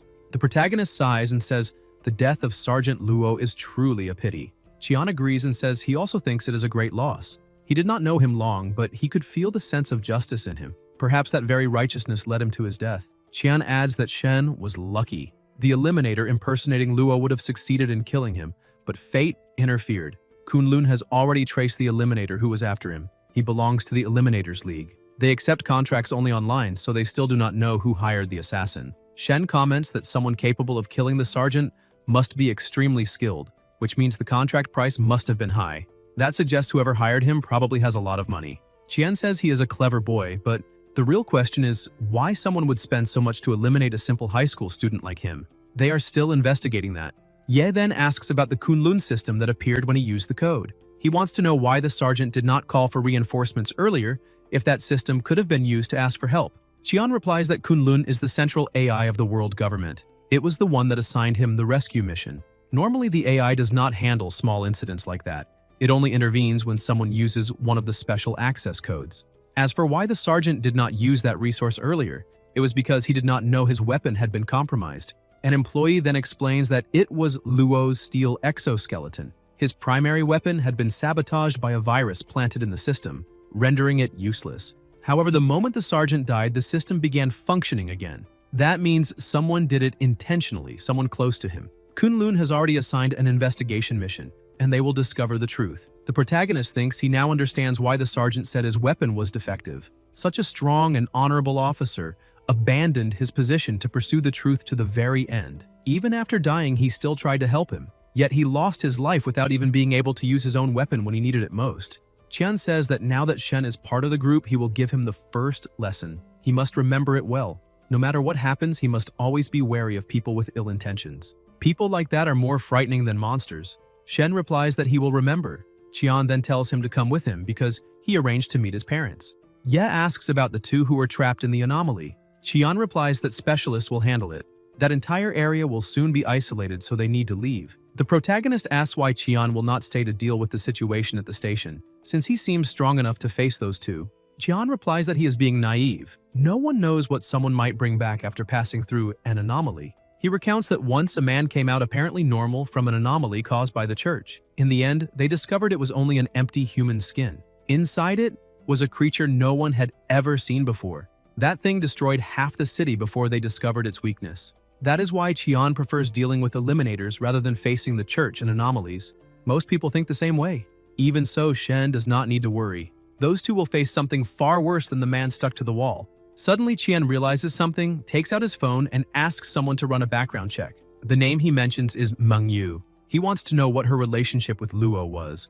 However, when he hears the answer from the other side of the line, his expression changes. Ye wonders who Mengyu is and thinks she probably had some kind of connection with the sergeant. Somewhere else, Shen's parents say there is something important he needs to know. Before discussing the contract with Qian, he must make a decision. Qian agrees and says he will step outside to smoke while they talk. The mother then says they will no longer hide the truth. Shen comes from a prestigious family. His father originally belonged to a branch of the famous Sanjin clan. Shen thinks that confirms his suspicions. He remembers reading in a history book that the Sanjin clan was one of the few families that inherited divine powers and artifacts. The mother explains that his father was a true prodigy, but suffered a chi deviation while training an ancient technique and lost all his strength. Discouraged, he came to the city, and it was there that he met Shen's mother. Later, the grandfather tried to arrange a political marriage for his father, but he refused and chose to marry for love. That enraged the grandfather, who completely expelled him from the family. After that, they had Shen and began living a simple but happy life. Shen asks whether they are telling that story just to show off their romance. His father replies that is not the reason. They are telling it because the talent Shen has shown is far beyond ordinary. If he returns to the grandfather now and acknowledges his bloodline, the old man will certainly accept him. He could become a disciple of the clan and gain access to extraordinary resources and privileges. The heritage of a prestigious family is something most people can only dream of possessing. However, if he joins the human martial arts group, he will lose that opportunity forever. The choice is his. Whatever decision he makes, they will support him. Shen then says he has already decided. He will join the human martial arts group. His mother asks if he is sure. If they speak to the grandfather, he could live a life filled with wealth and comfort. Shen says he does not want to go back. He does not want his parents to have to beg again because of him. If his father managed to move forward on his own, then he can do the same. He believes in himself. His parents say it is his life and they respect his decision. He has grown up. Shen thinks that over the years they almost never returned to the grandfather's house. Whenever they did, they were received coldly. Neither the grandfather nor the rest of the family treated them well. The only good memories he has of that place are from childhood, when he played with other children of the family. In his past life, he faced constant loneliness and hardship. Only now does he truly understand the meaning of a family's love. Qian says they are welcome to the human martial arts group. The protagonist thinks that a cold family like the Shen clan is something best left in the past. Qian continues by saying that in a few days he will participate in the admission exams for the 3 most prestigious schools in the world. Until then, he would like Shen to remain at the group's facilities preparing himself. He asks the parents whether that is acceptable. The mother replies that it is wonderful. Those are the best schools in the world, so their son should not pressure himself too much. He just needs to do his best, as he always has. Shen then says they can consider him officially part of the team from that moment onward. Meanwhile, in a corridor, Zhao sits scrolling through her phone. She writes a post saying that a cruel case of bullying ruined a classmate's future. The top student in the class, after failing an exam, supposedly became mentally unstable and took revenge on society by injuring his classmates. According to her, the police had to intervene and there will certainly be consequences. Zhao looks at the post and thinks it is perfect. Her video is spreading quickly and everyone is talking about what happened with Sun and the others. In her view, it was completely worth it to go to the hospital just to take a photo of her injured face. She thinks Ye will reap what he has sown, while she will continue being seen as the perfect goddess she has always been. In her mind, Shen should not blame her. This is simply his destiny. From now on, he will not be able to enter any school, learn martial techniques, gain access to weapons, armor, elixirs, or enhancement potions, and certainly not obtain any special inheritance. He will end up like Sun and the others, a complete failure. Meanwhile, she will become someone they will never be able to reach. Suddenly, a notification appears on her phone. The post has been flagged for spreading misinformation and removed. It demands that everyone stop spreading rumors at once. Otherwise, both the platform and the human martial arts group will take legal action against those responsible. Zhao's eyes widen when she sees that the post has been flagged for spreading misinformation. She asks if that is really possible, remembering that there is clear evidence that Shen acted in self-defense.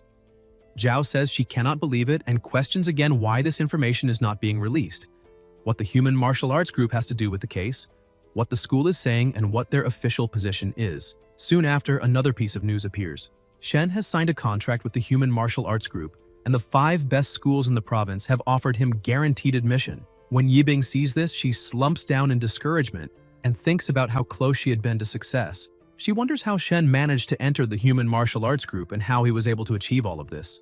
Meanwhile, at the human martial arts group, Qian informs them that the police have just sent the report and that the case is closed. A major battle took place, many people died, and one of them was captured alive. The protagonist asks if the situation was really that serious. Qian replies that he simply eliminated that individual and because of that earned 5 merit points. Shen asks what merit points are. Qian explains that they function as an internal currency used to purchase special items such as techniques, materials, information, and souls. It was precisely information that made that entire operation possible. But since Shen still does not hold an official position, he will not receive merit points. At that moment, Ye receives a notification on his phone informing him that, due to his significant contributions in that battle, the government has decided to grant him a special reward. Since he is still underage, a more appropriate form of compensation has been chosen. The package has already been sent and must be collected in the main lobby of the Human Martial Arts Group building. The protagonist asks if he really received a reward and what it might be. On the 105th floor, Qian comments that in high school they only teach the basics, and that true martial arts techniques are only learned in higher education. So he believes the reward must be a good combat technique. Shen says he really needs some offensive moves because he has already been targeted several times, and if it had not been for pure luck. Qian says he knows, and that for now, Shen should avoid going out, because he will personally investigate those assassination attempts immediately. An employee reports that the online rumors have already been resolved, and Qian says that is good, adding that from now on, Shen is officially part of the group. This month's funds have already been transferred to his account, and he should spend them wisely. The butler asks the student to follow him so he can show him his room. Qian tells him to feel at home because he still has work to do and cannot accompany him, but Shen can call him if he needs anything. Shortly afterward, a girl approaches, introduces herself, and congratulates him on joining the human martial arts group. She says he is amazing and that, since she is younger, she will call him Big Brother. She says she wanted to thank him for all the support and admiration during this time and hopes he studies hard, trains hard, and becomes a very important figure. The world is vast and worth fighting for together. She says she believes in him and comments that she managed to get VIP tickets for her next show and would really like to see him there. Later, Ye watches a video of her playing on the television in his room, and the protagonist realizes that she is actually his favorite celebrity. He looks around and notices that everything in that room was prepared exactly according to his tastes. The flowers, the paintings, the books, the snacks, the drinks, the sports equipment, and even the presence of the celebrity. Shen steps outside and comments that for a mere recruit, the group really went to great lengths and that this is the prestige that comes with power. Ye looks at the 105th floor and thinks that anyone would want to be up there, above the clouds, because who would not want to ride the wind, climb higher and higher, and witness breathtaking landscapes? He then says that at midnight, that night, he will enter the nightmare realm once again, because he needs to obtain another title, this time a decent one. He needs to become stronger and cannot afford to fail the admission exams that will take place in 2 days. When midnight arrives, the protagonist enters the nightmare realm and finds the skeleton completely shattered. He asks what the hell happened there and says he cannot just enter recklessly or he will ruin his chances in the title evaluation. The skeleton begs him to save him, saying he is losing his life. Shen asks what happened to him and admits he does not know how to heal him. The skeleton replies that it all started with that tonic from the party last week, asks if there is any left, and desperately begs for a little more. Yes says he has none. The skeleton then says that this is the end for him. The protagonist thinks that the guy is a good business partner and that he should at least try to save him. He tells the skeleton to hold on and wait a bit while he thinks of a solution. And so the skeleton waits and keeps waiting. 2 hours pass. Finally, Shen opens the door and says he is back, but immediately complains that the door is too small and that he cannot get through with that thing. The skeleton says he finally arrived and asks why it took so long. Shen replies that he did everything he could for him. He bought a giant aquarium and filled it to the brim with liquid calcium gluconate, calcium, magnesium, and zinc, spending every last coin he had. He says that if the skeleton can soak in it, he will be as good as new, and asks if he has any idea how to get it inside. The skeleton asks what he expects him to do. Suddenly, the pressure in the area rises, and Ye, confused, asks what is happening. The skeleton says they are invading humans and elves. That place is actually a secret passage. Outside lies the fortress of the undead, and humans and elves are launching a full-force attack. The battle is not over yet, but he is too weak to fight. He tells Shen to grab that spatial ring and put it on immediately because he needs to hide. An energy begins to move and the skeleton is hidden inside the ring. At that moment, an explosion occurs on the inside, but the protagonist manages to close the door in time and it disappears. Shen says that was close because he would have turned to dust if he had been caught in that explosion, and asks if he is hiding inside the ring now. The skeleton says yes. Spatial rings cannot store living creatures, but fortunately he himself is undead. Ye thinks he knew that that bony guy had some hidden treasure, and that he would not give it up easily. The skeleton tells him to raise his hand toward the aquarium and absorb it while he jumps inside, so he can soak in that liquid, whatever it is. The protagonist comments that he is clearly not an ordinary skeleton. Ever since the elf village, he had been suspicious of his identity. After all, who is escorted by 3 of his own kind to eliminate an enemy leader? He says he does not care and will not start worrying about it now, but reminds him that he saved him today. The skeleton asks how he wants to be rewarded. Shen says he is going to his world today and needs full cooperation. The skeleton asks if he did not see the insane battle outside and what if he loses his life going back there? Then he says to forget it, that he respected his privacy and Shen should respect his. But he needs to hear one thing. All his powerful treasures are already gone. The ones he used are finished, and the help he can offer is limited. Ye asks if he is a battlefield scavenger. The skeleton says he is responsible for looting the battlefield, but he never expected to find anything truly good because truly powerful items are taken immediately by the enemy when their owners fall. The protagonist thinks that the secret passage outside leads directly to the undead fortress. If he disguises himself as a soldier and wanders around the battlefield before returning, he should be able to obtain a new title. So he asks if he has any undead soldier equipment, preferably something that can mask his human aura. The skeleton summons several items. Shen looks at them and asks what all that junk is, if he is some kind of scrap collector. The skeleton replies that those torn pieces of armor are cruel reminders of the horrors of war, but if he searches carefully, he should find something useful. Ye feels relieved and says he almost managed to assemble a full set. That horse token is not bad because it can summon a skeletal warhorse. The skeleton says it is perfect and that he already smells like someone ready for finalization. That centurion mask is exactly what he needs. The protagonist asks what is special about it. The skeleton replies that it is imbued with a powerful aura of finalization. With that and the equipment, no other undead will notice the disguise. Now he looks like a true undead warrior. If he plays his cards right, he might even get a skeletal warhorse with that token. Riding a skeletal warhorse and passing as one of them, if the situation becomes dangerous, he just has to run. At the very least, he might earn a title like Phantom Knight or something similar. Shen says he is going. The skeleton warns him not to dare lose his life because if he gets finalized, they will find the ring on him and then he himself will have problems later. Ye is about to enter the door and says he will try his best not to lose his life. When the protagonist enters, he realizes the place is completely destroyed. He picked up a dagger in the lands of the elves and intends to use it to have a bit more protection this time. As Shen walks among the rocks, several weapons are pointed at him. The soldiers say there is a lost undead there, and that they should eliminate him. Ye wonders about the humans because that should be undead territory. Did they lose? He then shouts for them not to attack, saying he is on the same side, that he is human, and removes the mask to prove it. The soldier raises his sword and asks if he is a traitor fighting for the undead, saying he deserves to lose his life for that. Shen blocks the attack with the dagger. The soldier is surprised and asks if that dagger is Nightshade. The system notifies Human Scout Dagger, White Trace Level, Basic Sharpness. A dagger designed for eliminators, blessed by the silent sanctity of the human race. Only human scouts whose souls remain pure can wield it. Those who carry it are considered trustworthy by humanity and authorized to transmit information. The soldier says that only a human with a pure soul can wield Nightshade and concludes that he is definitely on the same side. He dismisses the soldiers and orders them to return to hunting the lost undead. The leader makes a gesture asking if he needs help. The protagonist smiles and thinks that on Earth that sign language means "I love you." He wonders if that is a declaration of love at first sight. Everyone in the nightmare realm seems very direct. He notices the leader staring at the mask and imagines that the gesture must have some hidden meaning, wondering if the mask symbolizes something. He thinks that that bonehead gave him a special item without explaining anything. Either way, he decides to roll with it.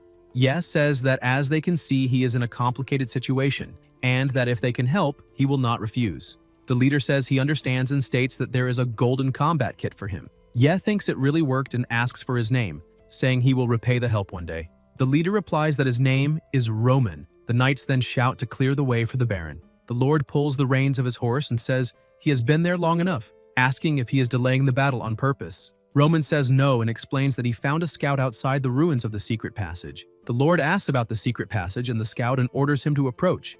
Then he commands that the scout be arrested immediately because he suspects he is an undead spy. Roman says he is carrying a Nightshade dagger, but the Lord interrupts and orders him to be silent. He says he knows that the bearer of Nightshade has a pure soul, but he still needs to know what his mission is. The protagonist asks who he is and what gives him the right to question his mission.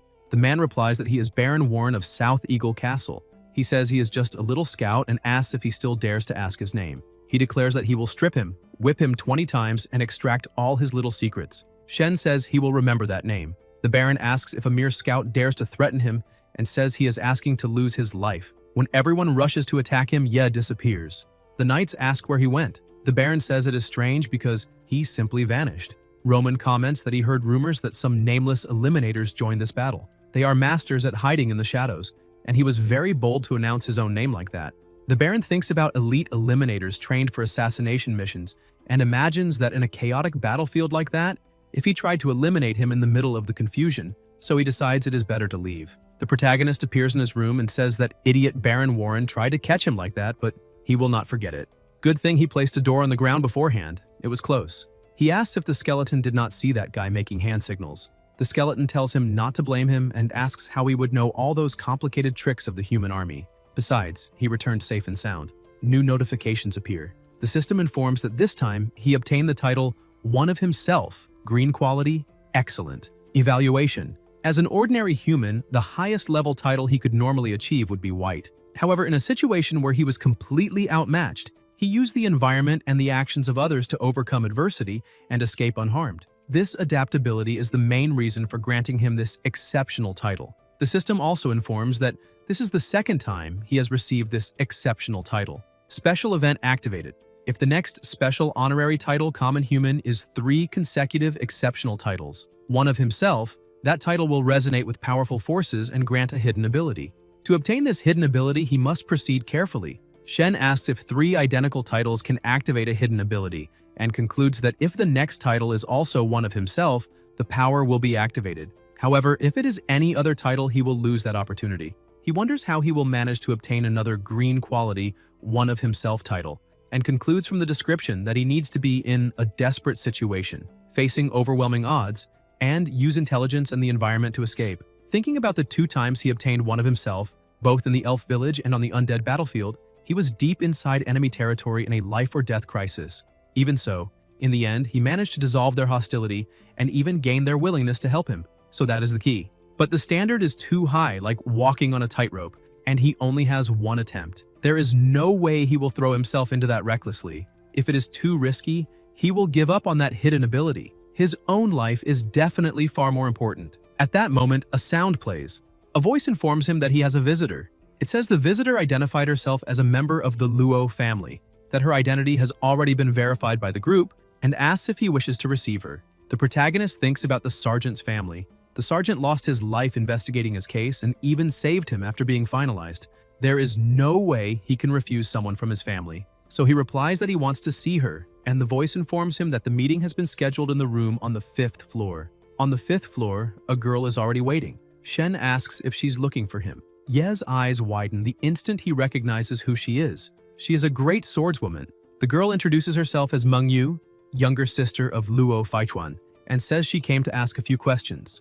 The protagonist thinks about titles. He has met many people, but even manager Qian does not have a title. None of those humans, undead, or elves in the Nightmare Realm had titles either. Only the elf high priestess had a long list of them. This girl is only the 2nd person he has seen with a title. So she was the one who made the manager turn pale just by hearing her name. Mengyu says her brother tracked down his eliminator, the Shadow Man. During the fight, his weapon malfunctioned, which resulted in his finalization. Later, she discovered who sabotaged the weapon, 2 colleagues driven by jealousy of his achievements, and she already eliminated all of them. Hearing this, Ye's eyes widen immediately, and he asks about the information, saying that the eliminator had been captured alive yesterday. He asks if that means she also eliminated the other 2 who sabotaged the weapon.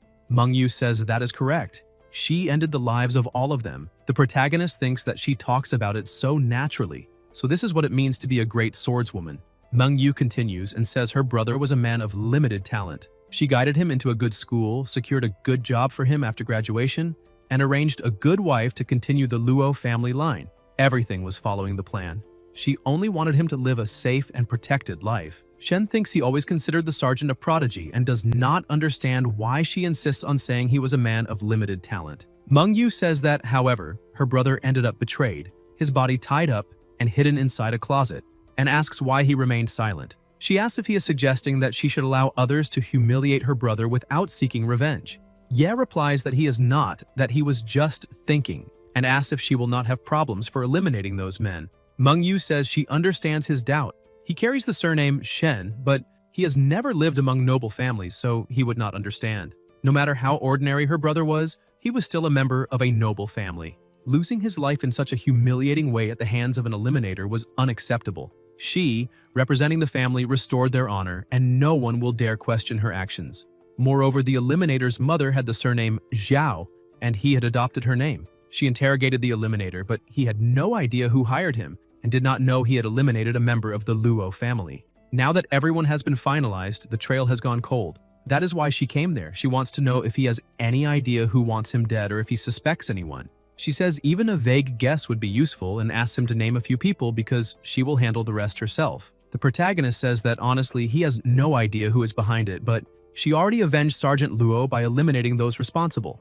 Mengyu says that is not enough. They still need to find the person who hired the eliminator.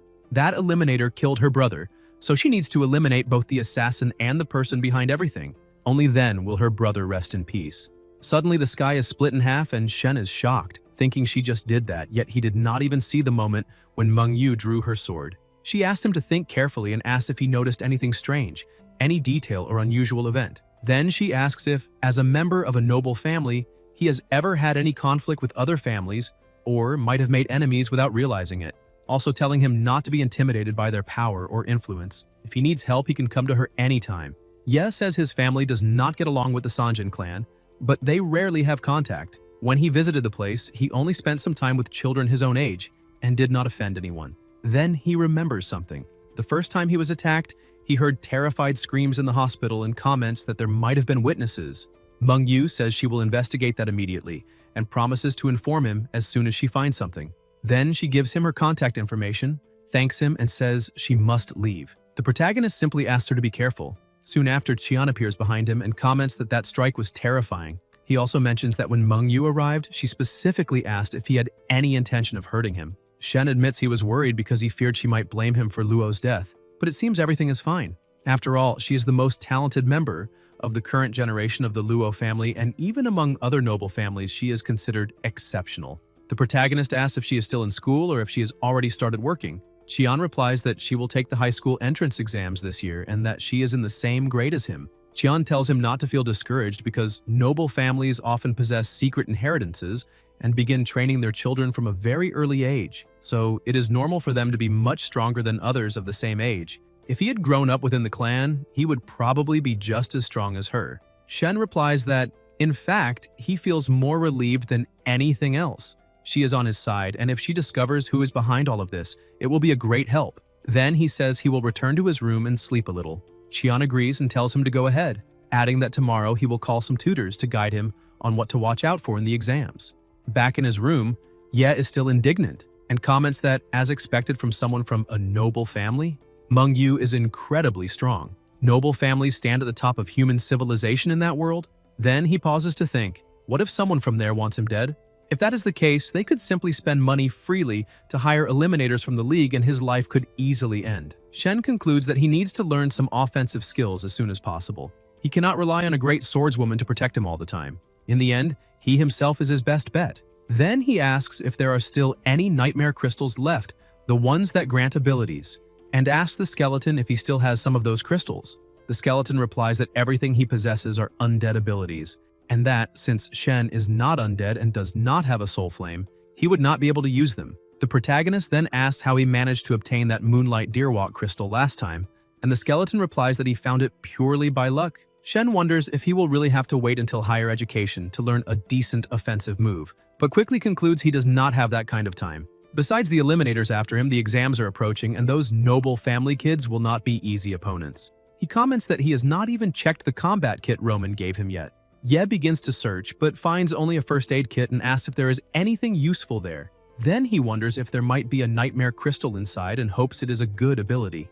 Among the items, there is also a message saying that the Shadow Hand Brotherhood has set up an information drop point at the main camp, and that if he finds a tent marked with 3 vertical daggers, he can submit his reports there, because the Shadow Hand is waiting. The protagonist asks if there is no ability there, and the skeleton replies that it seems that human Roman mistook him for a member of the Shadow Hand. Shen thinks for a moment and concludes that he already obtained a title today and will not get another one even if he returns to the Nightmare World, which makes this a perfect opportunity to explore. So he asks the skeleton if he found that Centurion mask he left behind and whether they can still go back there. The skeleton says it should be somewhere near the secret passage, although he does not remember exactly where, and asks why he wants to know.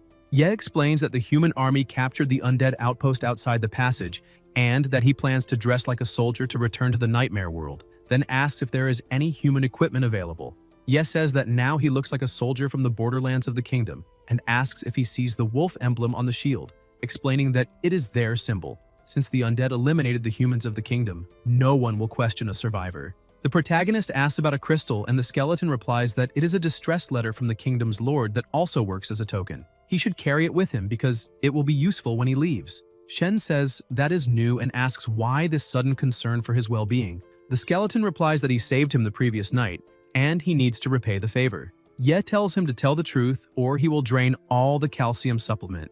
The skeleton then admits that he needs to help him gain some prestige in the Nightmare World so that he can purchase high-level materials to heal his wounds.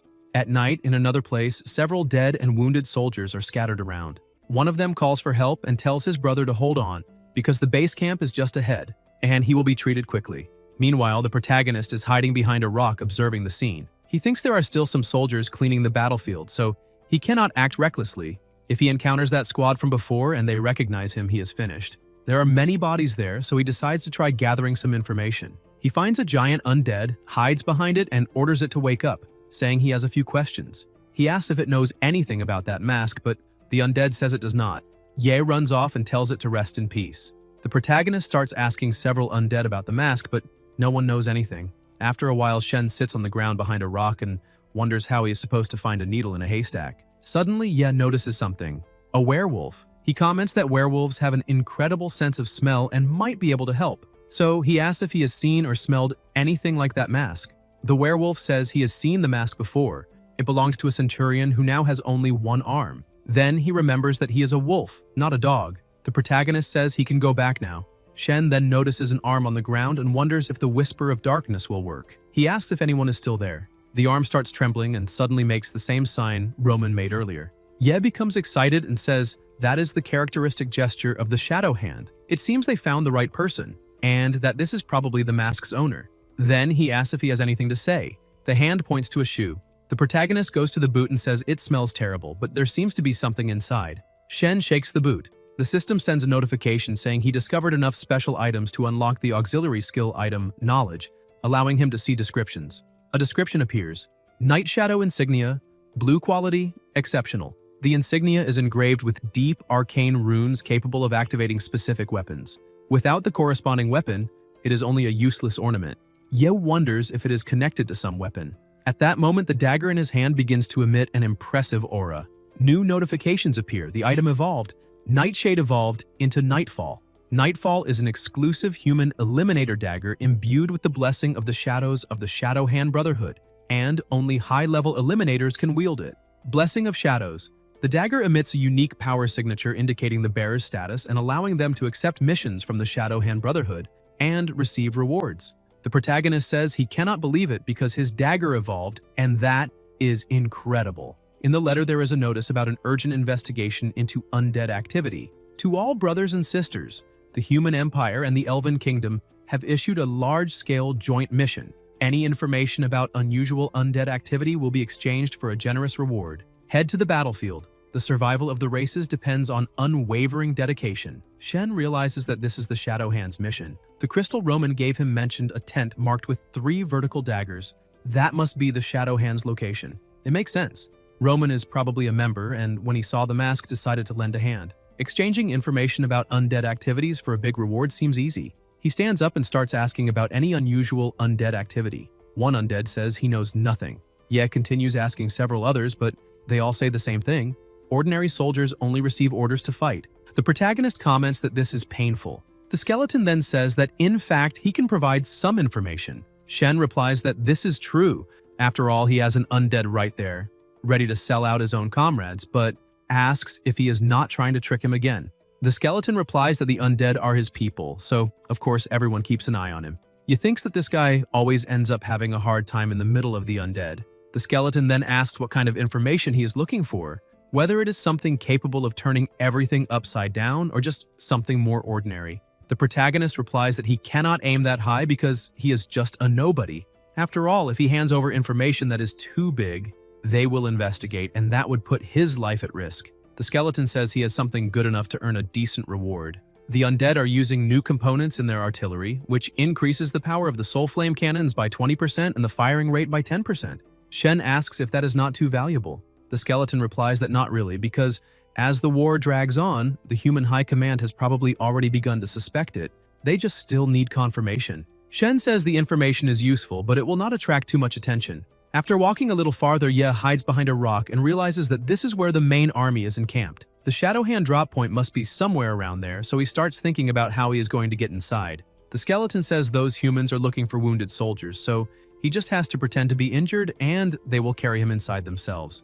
The protagonist asks how the healthcare system works on the human battlefield. The skeleton replies that human holy magic is the best there is, to the point that not even the elves can compare, as long as there is payment, of course. Shen asks if even on the battlefield money is needed, and takes the chance to ask how it works among the undead. The skeleton replies that yes, obviously, and that if someone pays enough, they can even regenerate lost limbs.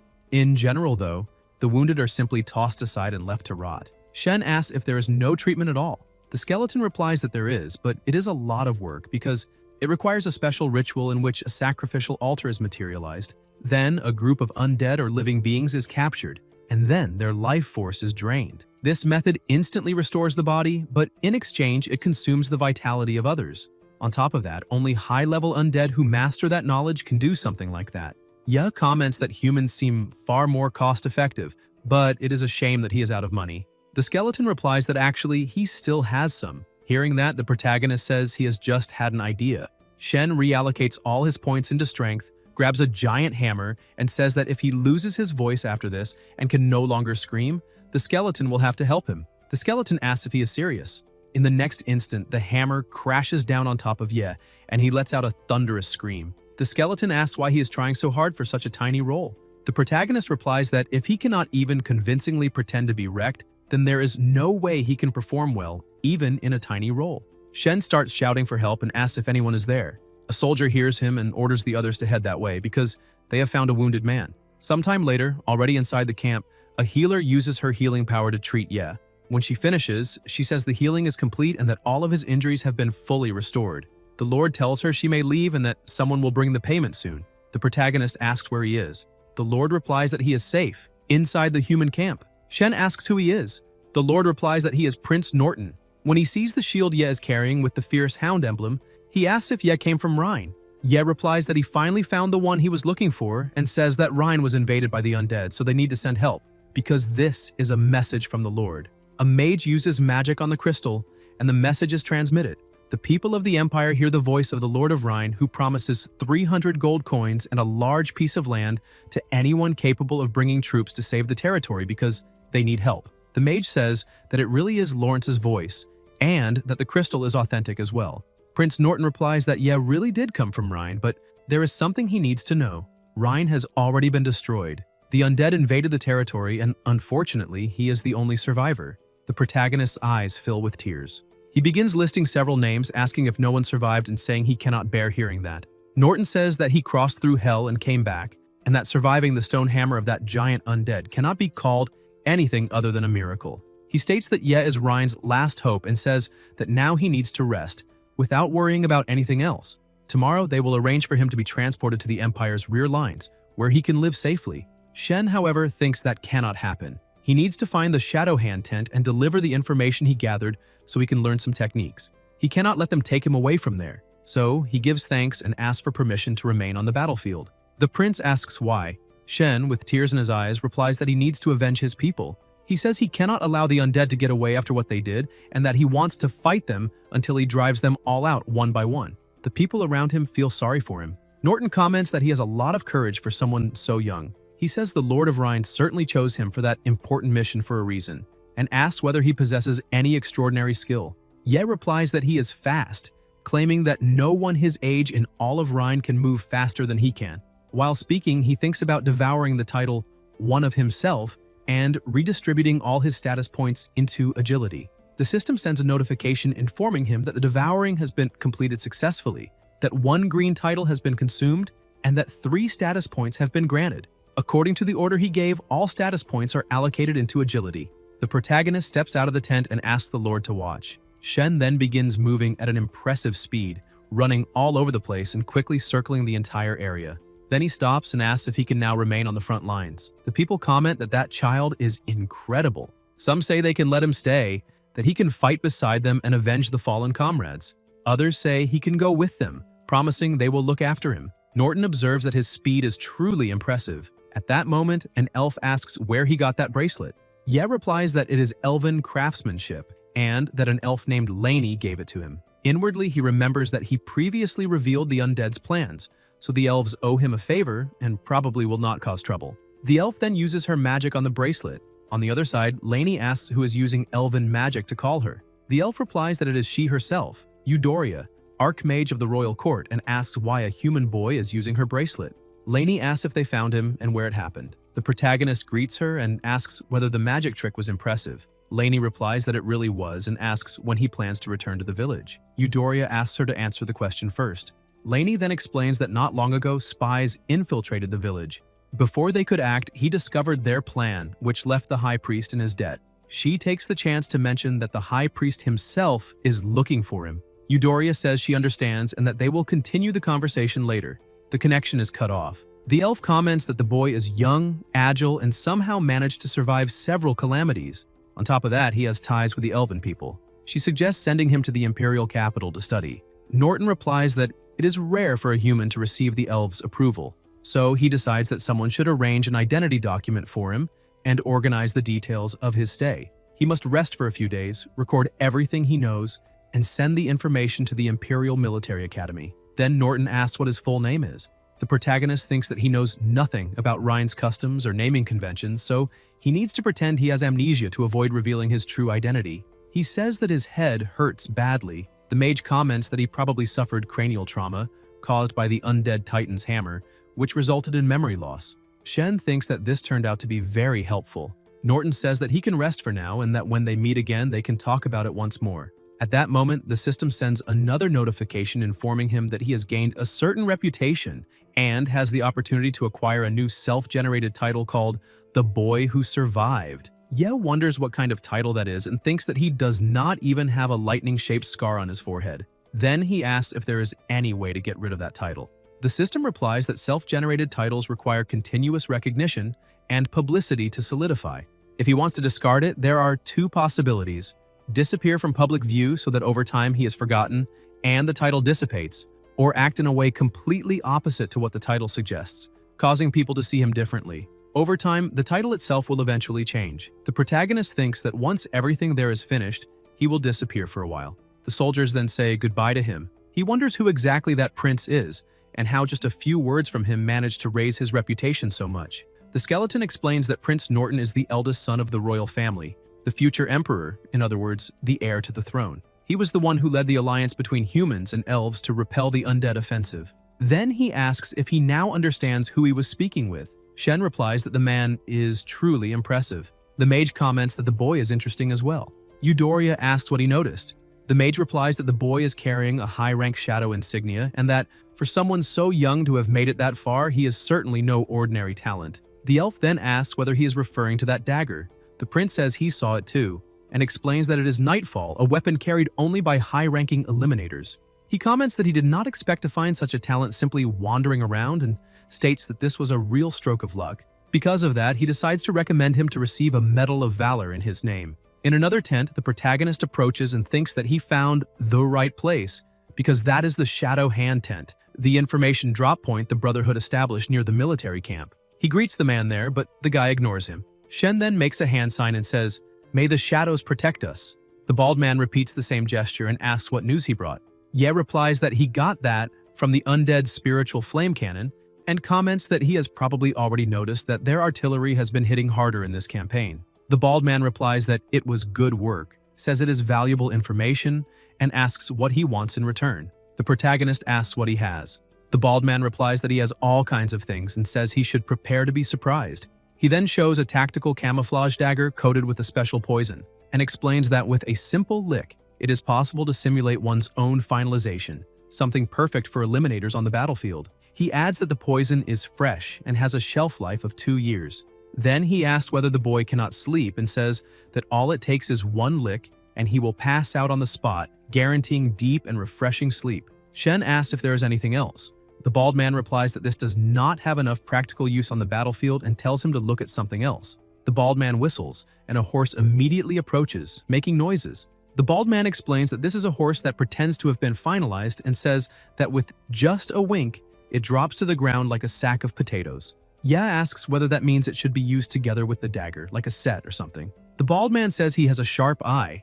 The protagonist asks if there is anything else. The bald man asks if he is still not impressed, but says that is fine because he has something perfect for him: veil-piercing lenses. He explains that these lenses were forged with dark crystals and allow the user to see through clothes, revealing money and valuables on anyone. Shen asks whether there is any nightmare crystal available, saying that he is looking to acquire new skills, techniques, or anything useful. The bald man replies that supplies are scarce because of the war and that only 2 are left. He says the boy must choose one.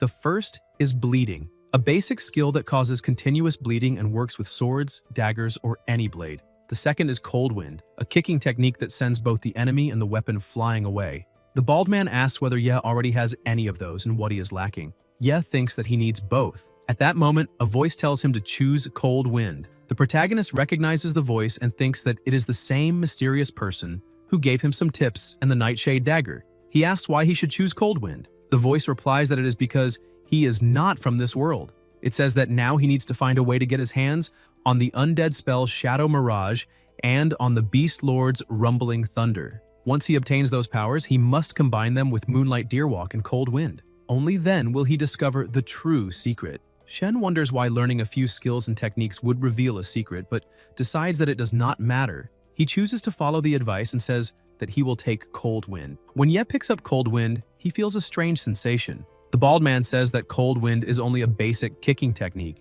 but that the information he brought is worth much more than that and asks if he needs anything else. The protagonist replies that for now, everything is fine. The bald man says he will use that gold to cover the difference. Shen replies that he is very grateful. Ye walks away and asks the skeleton if he can obtain an undead skill.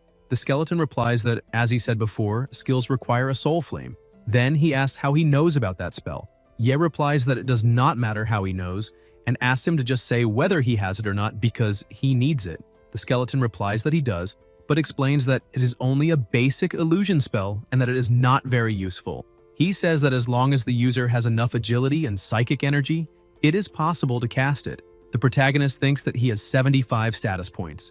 He calculates that by putting 3 points into psychic energy, he will reach 3.9, and by putting the other 4 into agility, he will reach 6.9. For him, that is perfect because now he meets the requirements. The system sends a notification informing him that the statuses were reallocated according to his will. Shen thinks that he needs to find an isolated place because if someone catches him using undead magic, he will be in serious trouble.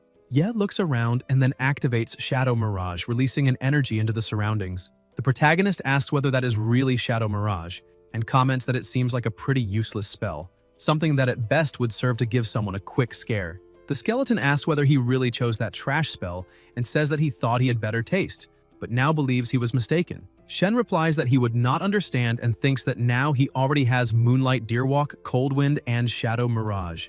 Only Rumbling Thunder is missing, so he will find out what happens when he gathers them all. At that moment, a guard approaches saying that he finally found him. He congratulates him and informs him that, due to the heroic acts he displayed, Norton has decided to grant him a Medal of Valor along with a letter of recommendation. Ye is surprised and wonders about this Medal of Valor and how that happened, but replies that he deeply appreciates His Highness's generosity and that he will train diligently, striving to serve the nation. The soldier explains that he may return to the Imperial capital together with the troops or travel on his own. Either way, he must take the letter to the Imperial Military Academy. He also informs him that there is a small extra included and says that he should keep up the good work. The protagonist thinks that, thanks to the prince's generosity, his expenses there are guaranteed. The gold he received from the Shadowhand Brotherhood will also be useful when he returns home. Since his goals there have already been accomplished, he concludes that it is time to leave. Somewhere else, Shen's gold is converted into 65,444 and transferred to the designated account as requested. Shen gives thanks until his phone begins to ring. On the other end of the call, the person asks what that sudden money transfer means and where he got such a large amount. Ye replies that it is just money he earned since joining the HMA group and says that the person can use it however they need. The person on the phone comments that it is a lot of money and asks if he truly does not need it. The protagonist replies that everything is fine, that living there costs nothing, and that at that moment he is going to the cafeteria to eat something. Shen looks at his phone and realizes that he has not checked his messages since entering the Nightmare Realm. There are many accumulated messages.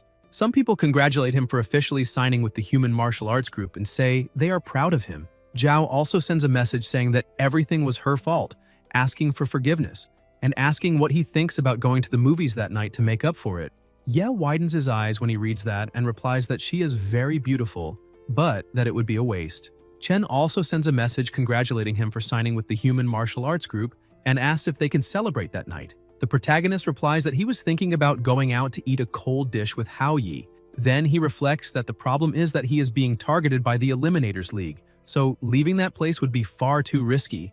Even so, Hao Yi just wants to celebrate with him. Even if the original owner of that body has already departed, the friendship with Chen still remains within him, and Shen can feel the genuine bond they built while growing up together, something he never experienced in his past life. Even though they are now following different paths, he wants to cherish that friendship while he still can. At that moment, another message arrives asking whether he can show him the Human Martial Arts Group that day, saying that it is the job of his dreams. Shen thinks that this is perfect because the group allows visitors and the place is completely safe. That way he can satisfy Chen's curiosity and celebrate at the same time. He replies by saying that they should have lunch together. Chen answers that this is amazing and that he will get there right away. Ye says he will meet him in the lobby. Elsewhere, when the protagonist arrives, he notices that something feels strange. There are several people gathered there, and a dark aura hangs in the atmosphere. Shen thinks that the aura of those people is completely different from that of ordinary people, and wonders whether those are the professionals that Mr. Qian mentioned. A large man glances to the side, approaches,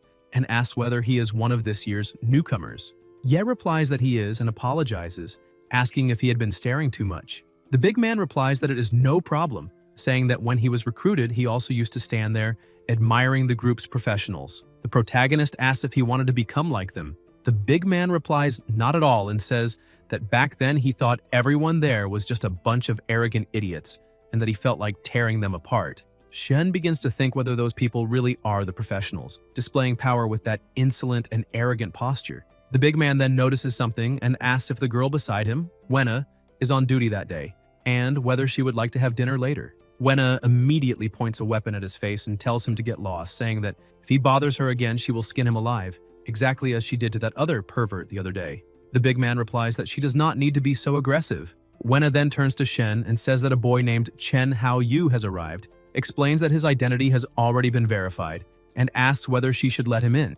Ye replies that yes, explaining that he is a school friend and that they can let him in. Wenna tells him to stay there while she goes to get the boy herself. The protagonist replies that there is no need because he can go meet him himself. Wenna replies that this is not possible, explaining that Manager Qian left specific instructions.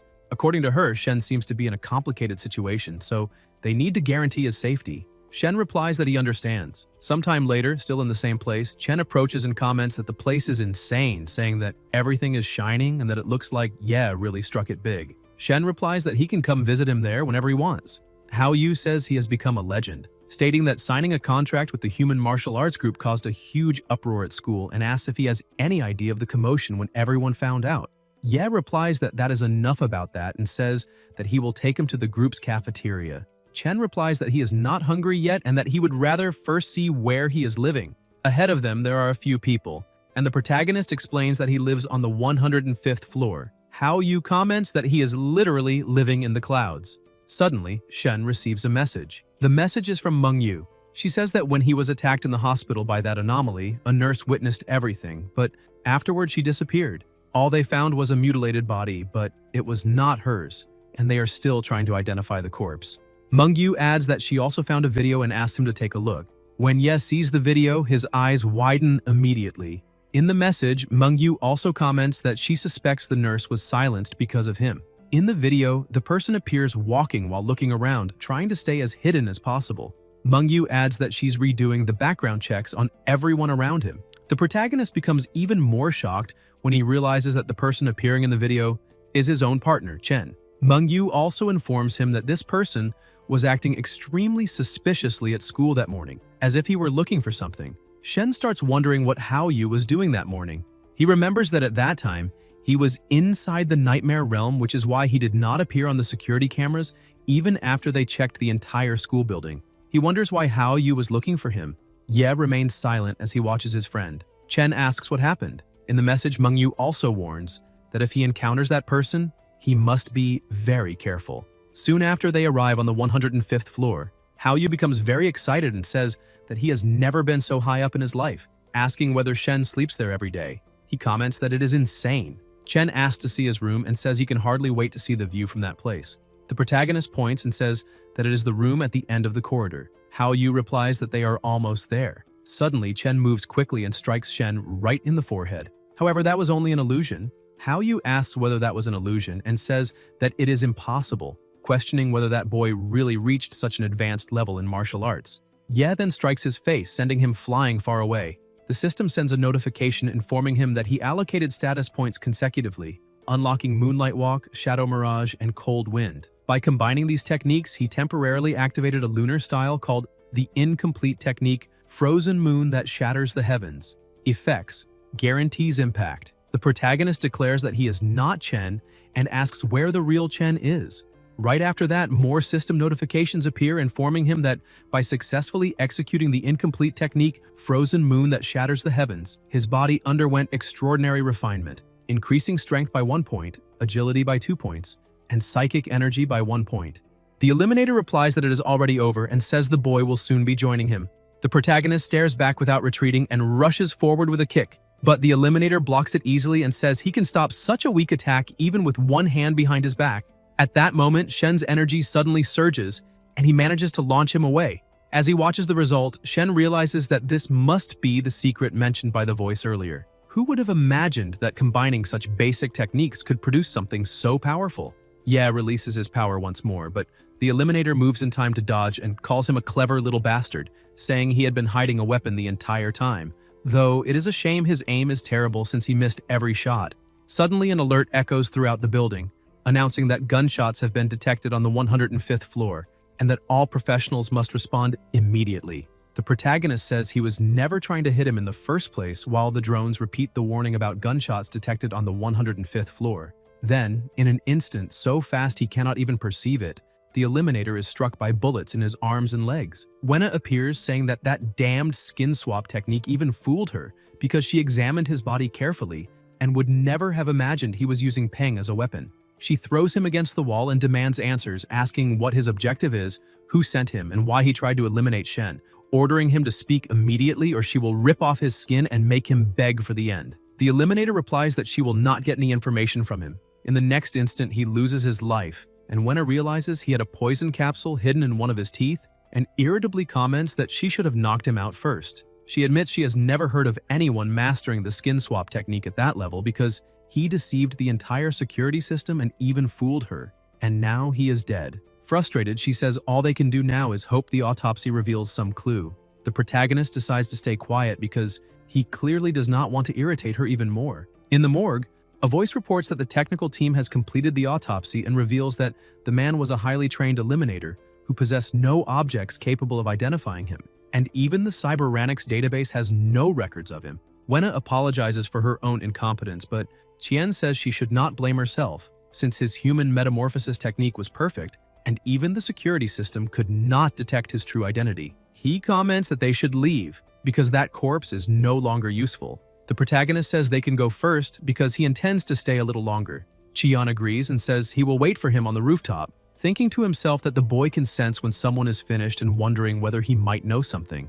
Once they are alone, Shen activates the ability Whispers of Darkness and orders the Eliminator to rise and answer his questions. The Eliminator slowly rises and asks whether he can really speak with the finished, saying it will not help him at all because he does not intend to tell him anything. The skeleton watches with curiosity and comments that it is interesting because he has never seen a corpse resist the Whispers of Darkness. Ye asks why he still refuses to speak, and the skeleton admits he has no idea but thinks it will be fun to watch. Chains begin to move as a terrifying aura fills the area, and the Eliminator becomes pinned with nails driven through his hands. Creatures appear around him while flames begin to engulf him, and the pressure in the room rises in a frightening way. The Eliminator is consumed by the flames until he is completely burned, but his body soon begins regenerating again. Confused, he barely understands what is happening when the flames wrap around him again. The skeleton then says that he remembers now. When a soul resists the Whispers of Darkness, it is condemned to eternal torment. These flames will burn for 100 years, and that is only the warm-up. After that, the soul will suffer 3,600 different tortures, each lasting 100 million years, repeated endlessly until the sinner finally speaks. And if he still remains silent, even more powerful specters will be summoned. These specters especially enjoy stubborn souls because they are extremely skilled at keeping the victim's consciousness intact while it suffers. The cruelest detail is that only the punished soul perceives this dilation of time. For it, 100 billion years pass as if they were only an instant in the outside world. Faced with this, the Eliminator finally screams that it is enough and begs for it to stop, saying he will tell everything. The flames disappear immediately, and the skeleton comments with satisfaction that it seems he has finally understood. Shen then orders him to reveal everything he knows, every detail without hiding anything. A few minutes earlier, on the rooftop of the female dormitory, Zhao is speaking on the phone. On the other end of the line, Mr. Han asks what the result was, and Yibing replies that she followed his instructions exactly, but unfortunately Ye did not fall into the trap and ended up joining the human martial arts group. She adds that she is only a high school student and does not have enough power to do more than that. Mr. Han says that tonight at 8 o'clock at the Maplewood Hotel on the west side she must not be late. Zhao asks if she really has to go. At that moment the phone rings again and Yibing asks who is calling and whether it is true she has been accepted into the elite high school program, saying that it is incredible. Zhao then replies in the message that she will be there at the right time that night. At that moment, Meng Yu appears and asks her to hand over the phone, asking who she was talking to. Yibing asks who she thinks she is and what the hell she is doing spying on others like that, saying it is none of her business and asking why she should hand over the phone. Meng Yu moves quickly, points her sword at her and says she knows very well what is most important to her. It is not her grades, but her pretty little face. She then asks if she will hand over the phone or if she prefers that she start by cutting off her nose.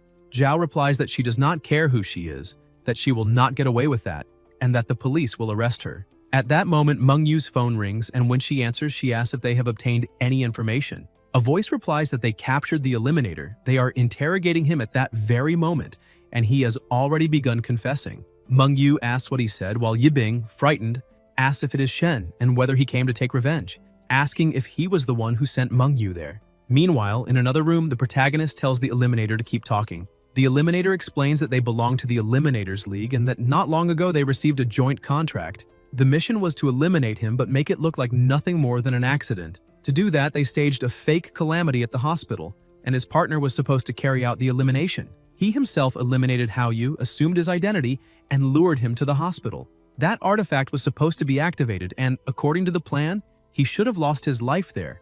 But not only did he survive, an eyewitness also appeared. Because of that, they needed not only to eliminate him, but also to discover why the ritual had failed and recover the artifact. Then a police officer appeared, but he was inexperienced, so they were able to manipulate him easily and discovered that the two of them were connected. That was when they adjusted the plan. They eliminated the officer at the police station, took his place, tried to obtain information, and then, finally, eliminate him. Unfortunately, the plan failed until that day when another opportunity finally appeared. Shen asks where he hid Officer Luo's body, and the Eliminator replies that he placed it inside a cabinet at the police station. Shen then asks where Chen Haoyu's body is. The Eliminator replies that he hid it in the school's sewers, and soon, a voice on the phone confirms that the body mentioned earlier has been found in the school's sewers. Ye squeezes the phone so hard that it cracks and asks who hired them. The Eliminator replies that only the operations leader knows all the details. The protagonist asks who that leader is and where he is. The Eliminator replies that they call him the Skinner, a famous eliminator in the underworld, and that the human metamorphosis technique he used was taught by him. He is at the Maplewood Hotel, right at the exit on the west side. The nurse who served as the eyewitness is hiding there, and he is planning to eliminate her. Shen asks what kind of person this Skinner is and what his weaknesses are, but the Eliminator replies that his powers are unfathomable and that he has never seen him display any weakness.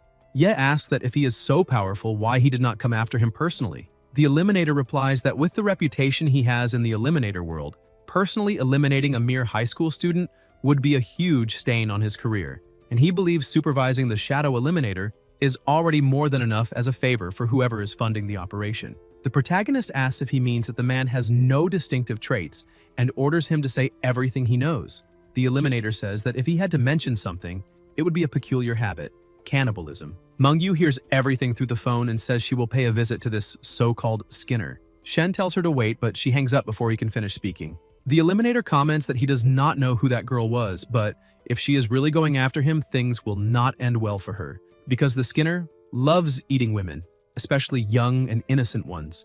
At the same instant, Ye punches him and sends him flying, saying he should not answer questions nobody asked, and that now he can disappear. At the 5-star Maplewood Hotel, someone is having a meal. 2 people sit at the table, a man and a woman. The man comments that the initial texture is creamy and dense, but not quite pasty. When chewed, a subtle sweetness appears accompanied by a light bitterness that lingers on the tip of the tongue. He observes that the fact she hid there ended up enhancing the ingredient even more, and apologizes for the observation. He then takes a sip of the drink and comments that it is rich, full-bodied, and smooth, but the real highlight is the perfect balance between sweet and acidic, something that reminds him of a refined cherry, and that the plasma cocktail perfectly enhances the salty notes of the meat, turning the combination into a true work of art. He says it has been a long time since he enjoyed a meal of such quality, and that it truly moved him. The nurse is missing one of her eyes because it has been placed on the plate as part of the meal. The man says that to show his gratitude, he will savor every piece of her. At that moment, the phone rings and he apologizes,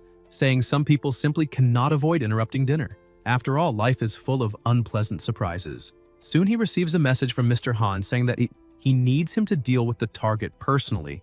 The man asks if he really wants him to handle it alone, and thinks that he has just received the news that his associate lost his life. 3 eliminators have already been killed, which means the target is definitely not an ordinary student. He replies in the message that he can handle it and asks what he will receive in return.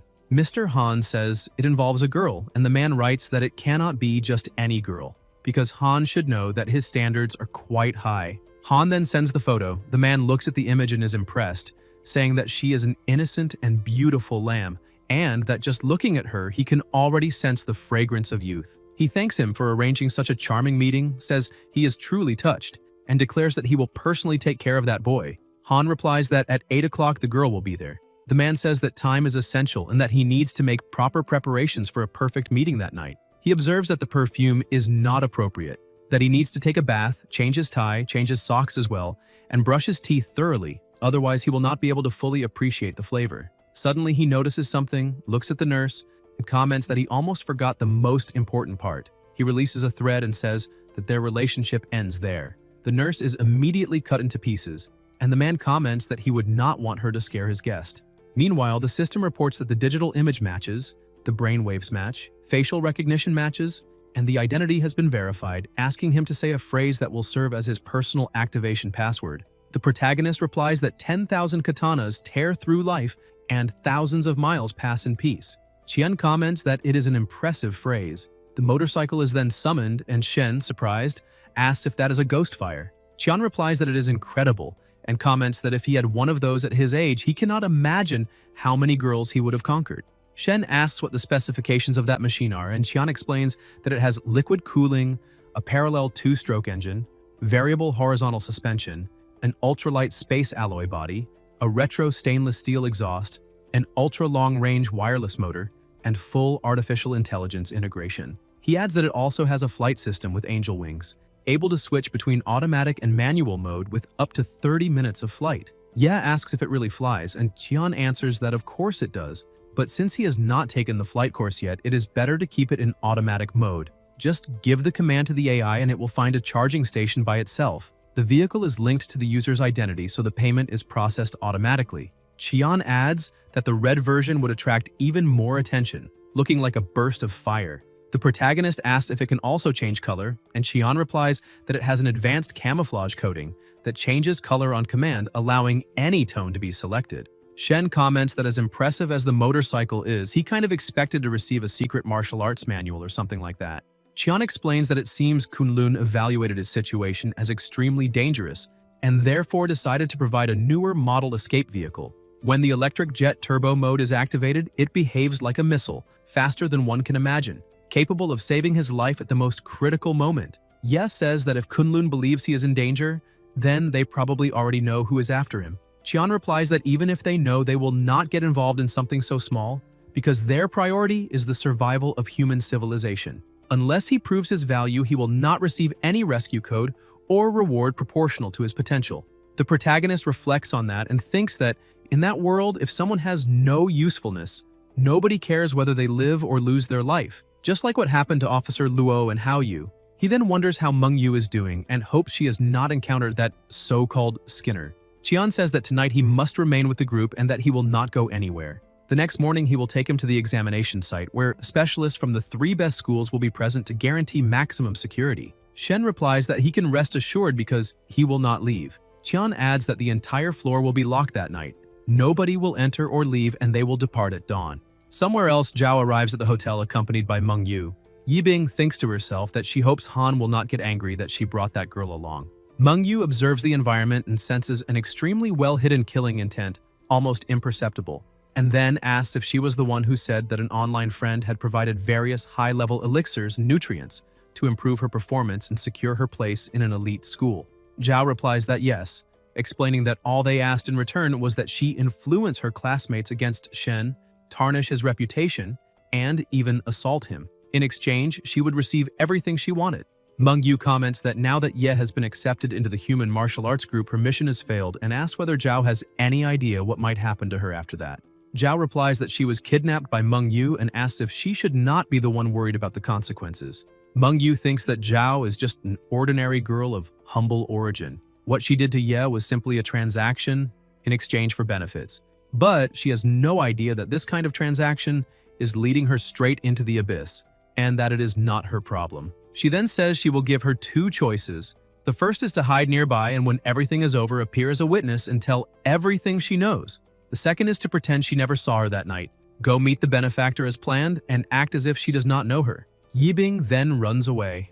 Meng Yu closes her eyes for a moment, and when she opens them, Zhao is already walking toward the hotel. The butler opens the door for her. The young man observes her and offers a flower, saying he can finally meet her in person. If she allows him to call her Bing, he believes she is the most beautiful and talented young woman he has ever met. He says he is willing to sponsor her, recommend her for admission to the province's elite school, and even finance her entire education. Zhao wonders if that is Han and thinks he looks far more human in person than he seemed online. She thanks him for his generosity but says she does not know how she could repay him and asks about Shen. The man replies that she does not need to worry about him, and Yibing asks if that means she no longer needs to bother Shen and whether he will not try to take revenge. The man assures her she can relax because, while she is near him, Shen will not be able to touch her. Zhao feels relieved. Suddenly the wind begins to blow and Yibing comments that it is getting very cold. She thinks it is a good opportunity to hold his arm. The man removes his coat and places it over her shoulders while thinking that he is sensing an extremely pure sword intent coming from outside,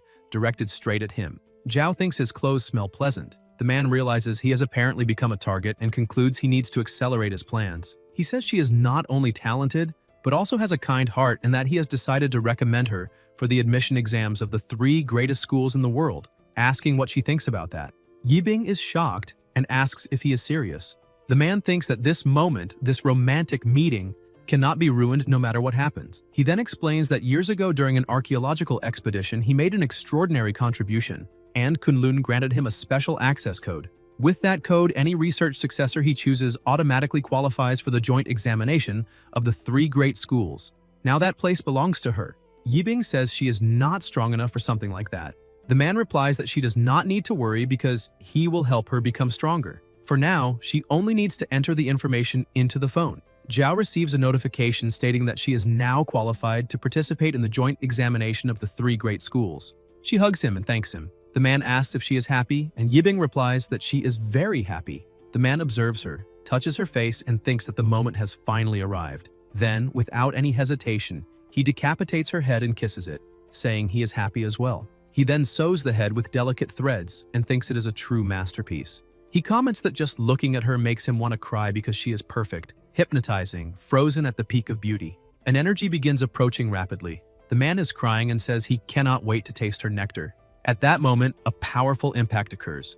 Meng Yu bursts in with her sword in hand. When the smoke clears, Meng Yu looks at Yibing and comments that it seems she arrived too late. She thinks she believed her sword intent would make him hesitate, but that man is even more insane than she imagined. From within the smoke, the man screams for her not to touch her, saying she belongs to him. He moves quickly, but Meng Yu points the sword toward Zhao. The man immediately stops and begs her not to hurt her, saying he will give anything she wants as long as she does not damage the body. Meng Yu replies that if he moves a single centimeter, she will destroy that corpse immediately and asks who hired him. The man comments that she is using the Luo family's wave-walking sword technique, and that if he is not mistaken, she is the prodigy everyone talks about. He tells her to look around and claims his silk threads have already surrounded her completely, guaranteeing she cannot break through the web. He says she should be a good girl and hand over Bing. Out of respect for the Luo family, he might allow her to live. Suddenly, he notices something different. Meng Yu is enveloped in an extremely powerful aura, and she says he will test a theory to see who can handle her sword better, himself or that corpse. The man begins to cry and says they have barely met and already must separate forever. Such a perfect masterpiece, and he has not even tasted the sweetest essence. Even if he cannot taste Bing, he observes that Meng Yu seems even more appetizing. He asks if she intends to let him have her, and comments that although entering his mouth may not be as pleasant as it would have been with Bing, it only confirms that Bing really was the perfect girl. His expression becomes terrifying, and he declares he no longer cares because he will devour both of them completely. Meng Yu thinks that threats and even the possibility of being finished do not seem enough to make this man open his mouth. So she asks what he thinks about making a deal. The Eliminator asks what kind of deal. Mengyu says that if he reveals who hired him, she will not only return Zhao, but will also allow him to try to eliminate her and do whatever he wants with her corpse. The Eliminator replies that he does not need any deal. He can simply eliminate her and take the body. Mengyu asks if he can feel her power and says that he may even win, but if he does not cooperate, he will not obtain an intact corpse. She promises that whether she wins or loses, she will not involve the Luo family or allow them to pursue revenge. The Eliminator seems calmer and asks if she is serious. Mengyu confirms that she is. The Eliminator comments that this complicates things, because betraying a client means breaking one of the iron rules of the Eliminators League, and in that case, he would be hunted for the rest of his life. Mengyu asks if he is afraid. The Eliminator replies that of course not. He would make that sacrifice 1,000 times for her. Just imagining embracing her and covering her with burning kisses already drives him insane. Mengyu says her sword will tear him apart, but the Eliminator replies that just hearing her voice excites him, and that it is a delightful night. He says he never imagined he would encounter two such perfect works of art and asks them to allow him to express his gratitude. He explains that the moment he reveals the name of his client, the romance will begin. But first, she must allow him to escort her safely. After that, he will devote all his time to her. Somewhere else, the protagonist stands worried because Mengyu has not answered any of his calls. He comments that the dead Eliminator seems certain she would not be able to deal with Skinner and begins wondering if she is truly in danger. He asks the skeleton what he thinks Mengyu's chances are against Skinner. The skeleton asks if he wants the sugar-coated version or the real one, and Shen replies that he wants the real one and asks why he would want lies. The skeleton then says that Mengyu is doomed and fears that if he tells the truth, Shen will become agitated, try to help her, and end up finished along with her. Ye asks if he is serious and recalls the sword strike she showed earlier. The skeleton replies that clouds neither dodge nor block. He himself could release a fart and disperse clouds. He says he does not know much about the Eliminators of their world, but Skinner possesses the cursed statue of the evil Ghost King, and that his experience and power far surpass Mengyu's. Ye thinks that he wanted her help to discover the truth, but ended up putting her in danger. Her brother lost his life, Chen as well, and the witness has probably lost her life already. He wonders how many more people must lose their lives because of this, and thinks she is the only one truly fighting with everything she has for that truth. He cannot allow her to lose her life. At that moment, an unknown number calls his phone and asks if he is Shen. Ye confirms. A girl says her mother told her that if she disappeared, she should look for him and call the police together with him. The protagonist asks who she is. The girl replies that her mother is the nurse who saw him with the ghost. Shen asks where her mother is and realizes she is the daughter of the eyewitness, because he had registered the contact information at the infirmary when he went to the hospital. The girl says her mother asked to meet her at the Maplewood Hotel on the west side, but now she cannot reach her anymore. Ye asks where the girl is right now. She replies that she is at the snack bar across the street from the hotel. The protagonist tells her to stay there because he is coming immediately and asks her to call the police. The skeleton says he should not go because it might be a trap. Shen replies that the girl's mother may already have lost her life and that he cannot allow that to happen to her as well. Whether it is true or not, he needs to check. He stores the motorcycle in the spatial ring. The skeleton asks if it is worth it, reminding him that he is safe where he is and asking why he would look for trouble. Ye replies that he may hide now, but asks whether anyone can hide forever. With the gate ability, he can escape together with them. The skeleton says it is still dangerous and asks what will happen to him if Shen loses his life. The protagonist replies that he will not lose his life, and that knowing these Eliminators, the only way to extract information from them is by using the whispers of darkness. In other words, if he wants to uncover the truth, he can only rely on himself. The skeleton says it is useless because manager Qian already locked down the entire 105th floor, and there is no way he will get out of there, asking what exactly he thinks he is doing. Shen then jumps onto the wall. The skeleton asks if he plans to get out of there by riding that motorcycle and says it will alert the entire building.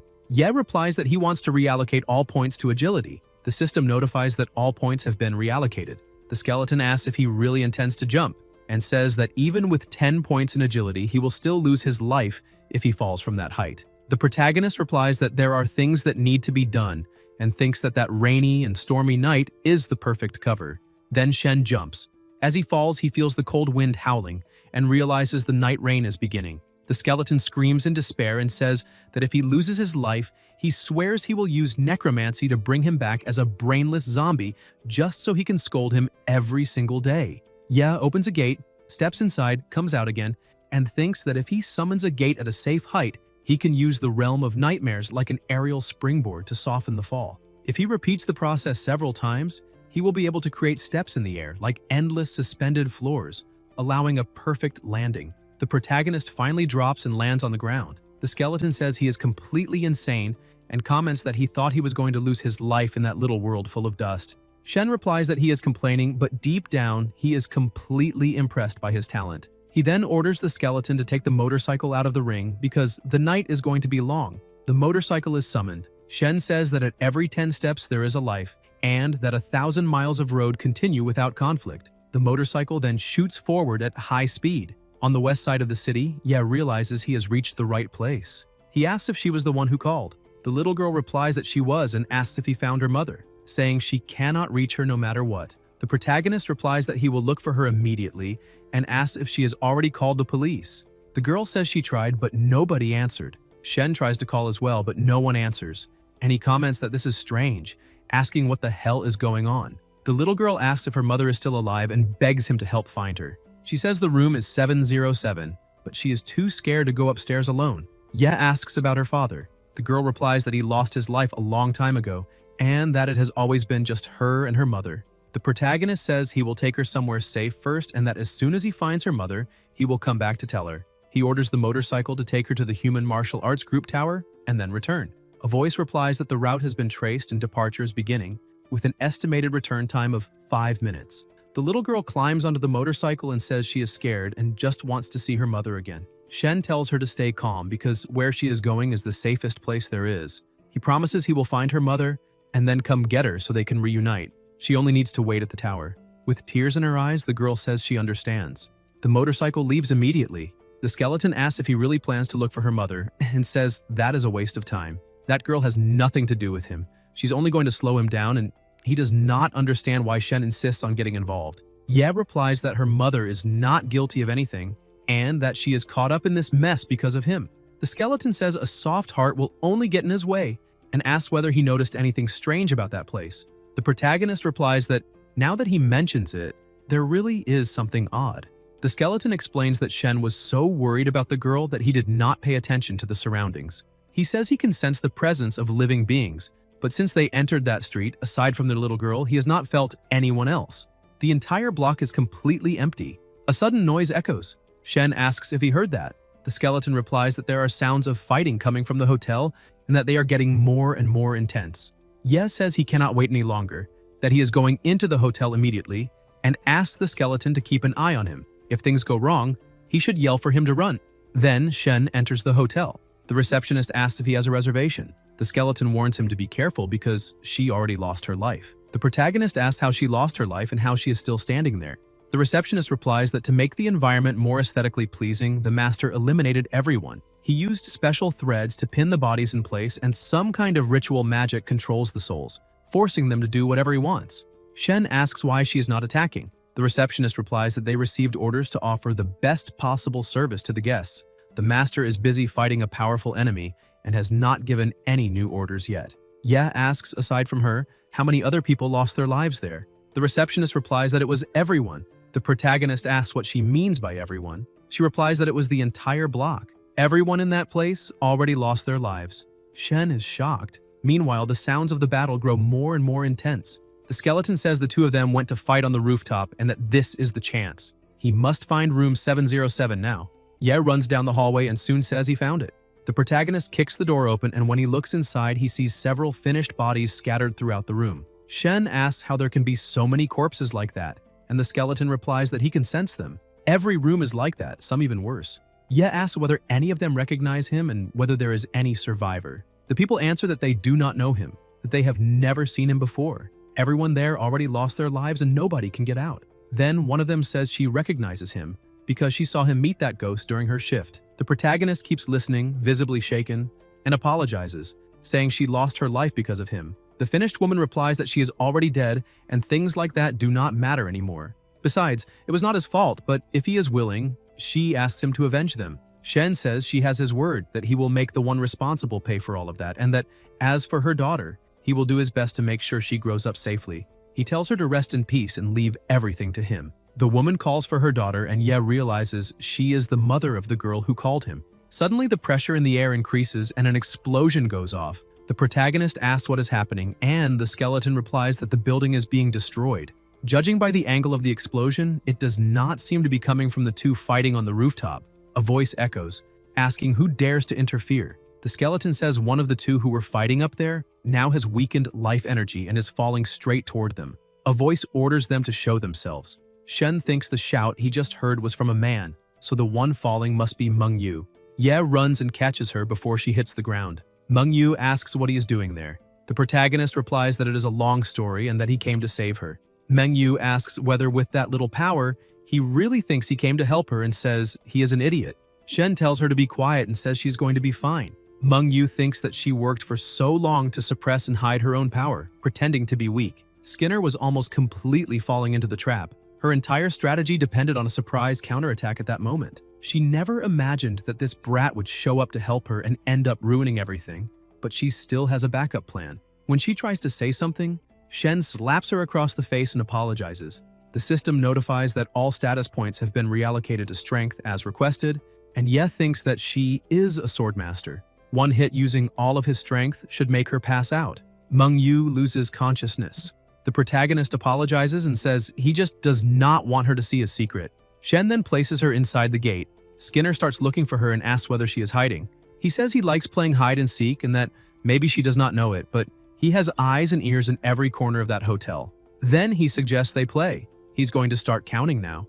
Ye tells the bony one that he is a battlefield looter and orders him to hurry up and get some decent armor for her. The skeleton replies that he is a battlefield acquisition officer, not a looter. The protagonist tells him to look at that pile of junk he is gathering and still wants to say he is not. The skeleton replies that putting together a full set of equipment is not as easy as it looks. Soon they appear somewhere else. Mengyu is now dressed in a sacred rabbit suit which moves lightly like a bunny and glides as smoothly as silk. It may seem useless in combat, but the more skilled and fierce a swordsman is, the more they prefer equipment like that.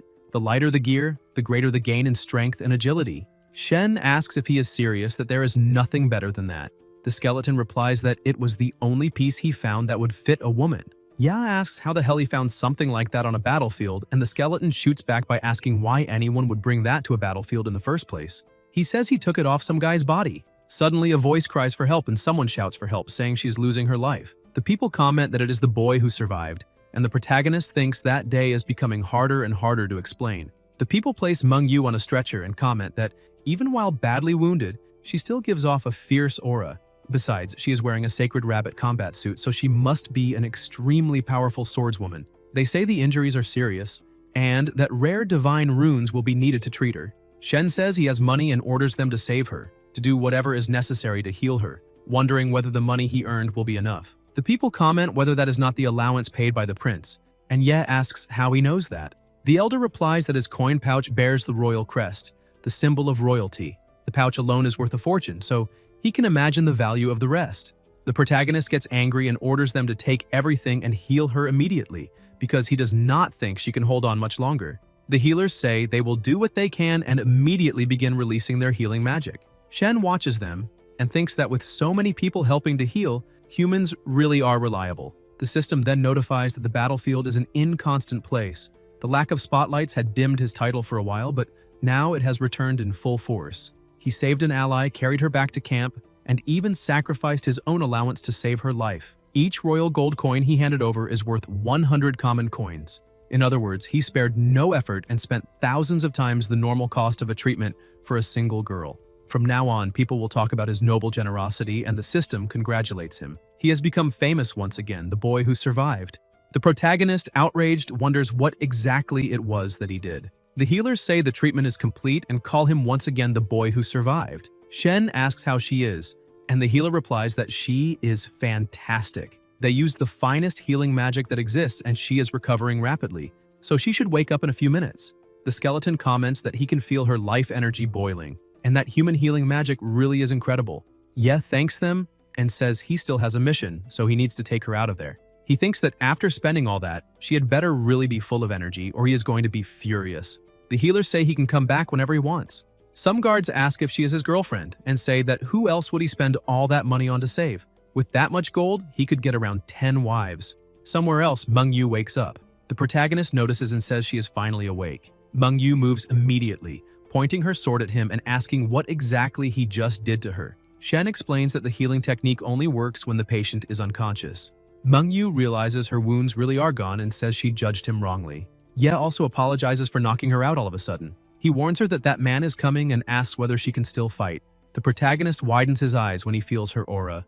Mengyu is releasing an absurd amount of energy and says she is going to eliminate him. His healing technique is insane and she has never felt so strong before. Shen wonders about Sacred Guardian, trying to understand what kind of title that is, and whether that sensation of healing granted some kind of special bonus to her. He remembers that she needs to find out who is behind all of this, and Mengyu replies that she already got that information. At that moment, Skinner appears saying that he finally found her. He notices Ye beside her and comments that it is a pleasant coincidence. Mengyu says that unless he is hiding absurd combat abilities, it would be better for him to run and hide. She thinks that maybe she underestimated him before and wonders whether he is secretly a combat master. The protagonist does not argue and leaves immediately, saying she is right and that in a battle of that level it is better to look for cover. Then he wishes her good luck. The door closes behind him.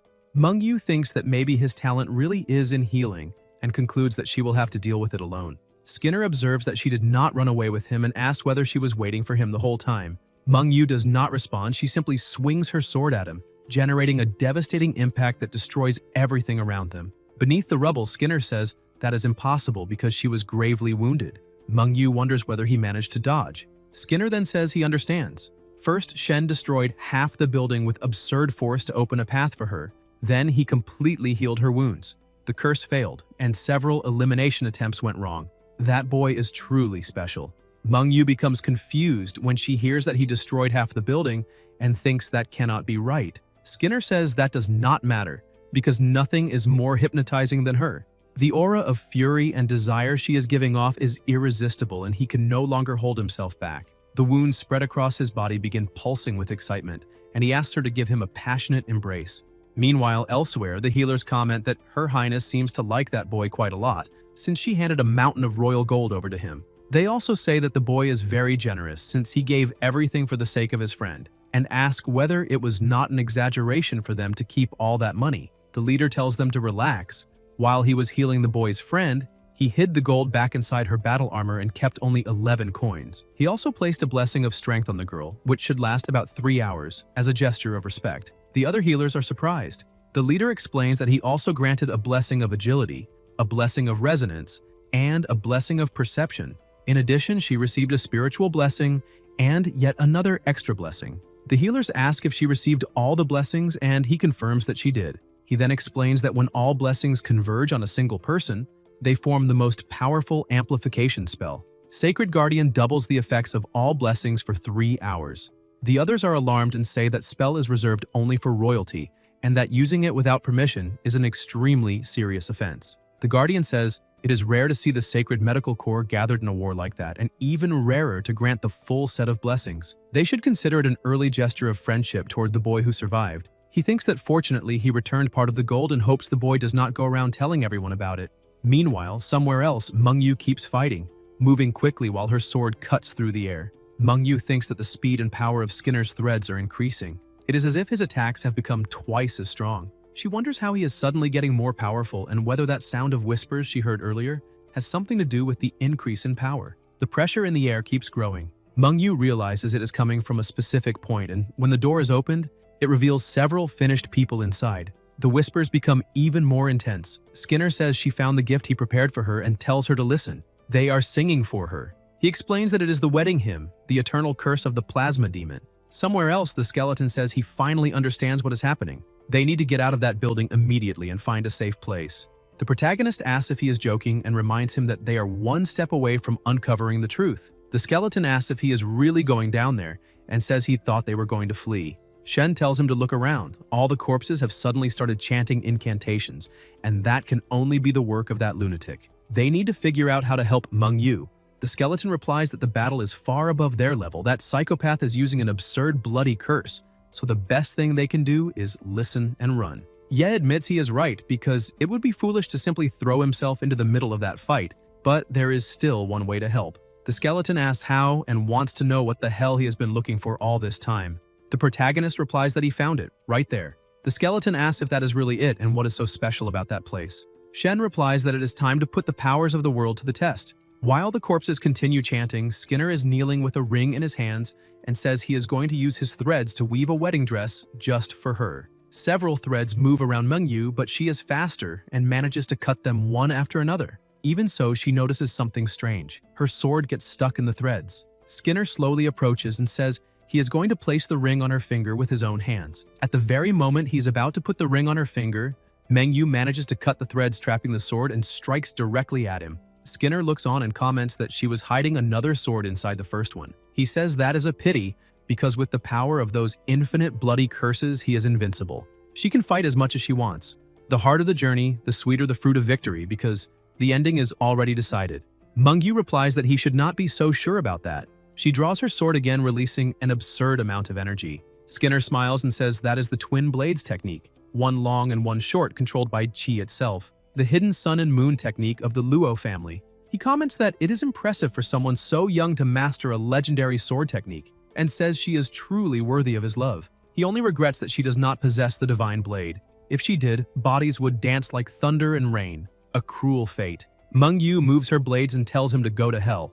The pressure explodes around them as she releases a terrifying power. Skinner tells her to come at him exactly like that. He then invokes the great two-headed serpent demon, thirsty for plasma. He offers the plasma of tens of thousands of the finished as sacrifice and orders the creature to answer his call. He declares that now she must sleep eternally in his arms.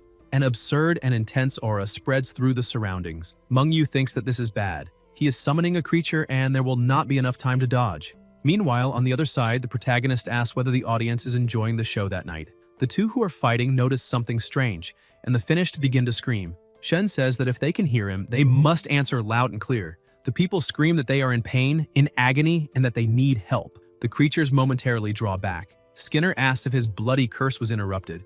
Mengyu takes advantage of the opening and rushes in with a strike loaded with terrifying power, hitting him directly and saying it is over. Skinner only laughs and says she is wrong, because they still cannot eliminate him. Mengyu wonders whether not even a blow using all her strength was enough, and whether his armor absorbed the impact. She realizes the corpses have started chanting again. Skinner, wrapped in a dark aura, comments that some idiot interrupting the two of them right now is irritating enough, but it does not matter. They can continue. On the other side, the protagonist keeps speaking and asks if everyone knows how to sing Happy Birthday. He then suggests that they all sing together. The finished reply that of course they do, asking how they could not know something so common. Everybody knows Happy Birthday. Shen tells them to forget their worries and sing together right now. The Finnish begins singing, and Skinner asks what the hell that is, trying to understand what is happening to his bloody curse. The Finished keep singing that the birthday may shine with a sincere smile, that they came together now with a love that glows, and that luck may follow him in everything he does. Outside, the rain begins to fall. Meanwhile, inside the hotel, Skinner is furious and curses Shen, saying he is going to eliminate him. He moves quickly. Mengyu notices and thinks he is going after Ye. The skeleton warns him to run, saying he senses someone coming straight toward them and that it must be that lunatic. Ye grabs the headset and asks whether his dead friends still remember the songs they like best, telling them to sing them for him one after another without stopping. Meanwhile, he runs down the hallway with the headset in his hand while the Finished continue singing. Suddenly, Skinner appears in front of him and says he finally found him. But an attack cuts through the way. It is Mengyu intercepting Skinner and saying she will hold him there while her partner runs. Ye is impressed by how fast she is and replies that then he will trust her, wishing her good luck. Skinner shouts that if he runs, he will eliminate his parents. Mengyu tells him to ignore that and keep running. Skinner says he will wipe out his whole family, eat them in front of him, and skin them alive, declaring that he will do it right now. The protagonist only shows him the middle finger and keeps running. Inside a room, Shen paces restlessly from side to side, trying to think of what to do. The skeleton says he knows he is angry, but reminds him that he does not have any combat abilities at the moment. If he enters that fight like this, he will only end up dead. That trick with the whispers of darkness was just luck, and he should not get too full of himself because of it. Ye admits he is right and asks if, in his place, he would be able to defeat Skinner. The skeleton asks who he thinks he is talking to and says that kind of fight would be child's play for him. At his peak, he would crush Skinner with one hand, but saying that now does not help at all because he is too injured to fight, so they need to find a way to escape. The protagonist says it is good that he is thinking the same way because he has another idea. The skeleton asks what he is up to this time. Shen reminds him that they have a contract, and the skeleton asks what that has to do with anything and where he is going with that. Ye replies that he wants to make a deal, help him recover his power, and in return, he will help him defeat Skinner. The skeleton asks how he intends to help him recover his power. The protagonist remembers that back on the battlefield, near the secret tunnel, he mentioned healing techniques for the undead, something involving a ritual, the summoning of an altar, capturing several souls, whether undead or living beings, and draining their energy to restore strength immediately. The skeleton confirms that as long as he has a thread of life remaining, he can return to his peak in an instant. He then asks if Shen is thinking of using the finished from the hotel. Ye asks whether they would not be enough to restore his power. The skeleton replies that Skinner's magic bound their souls to their bodies, which makes them perfect for a high-level energy extraction ritual. The problem is that he has no power right now and cannot force the bodies to chant the incantation required for the ritual. Yes says he will find a way. The skeleton explains that the complete ritual takes some time, and as soon as Skinner notices what is happening, he will go mad trying to stop them.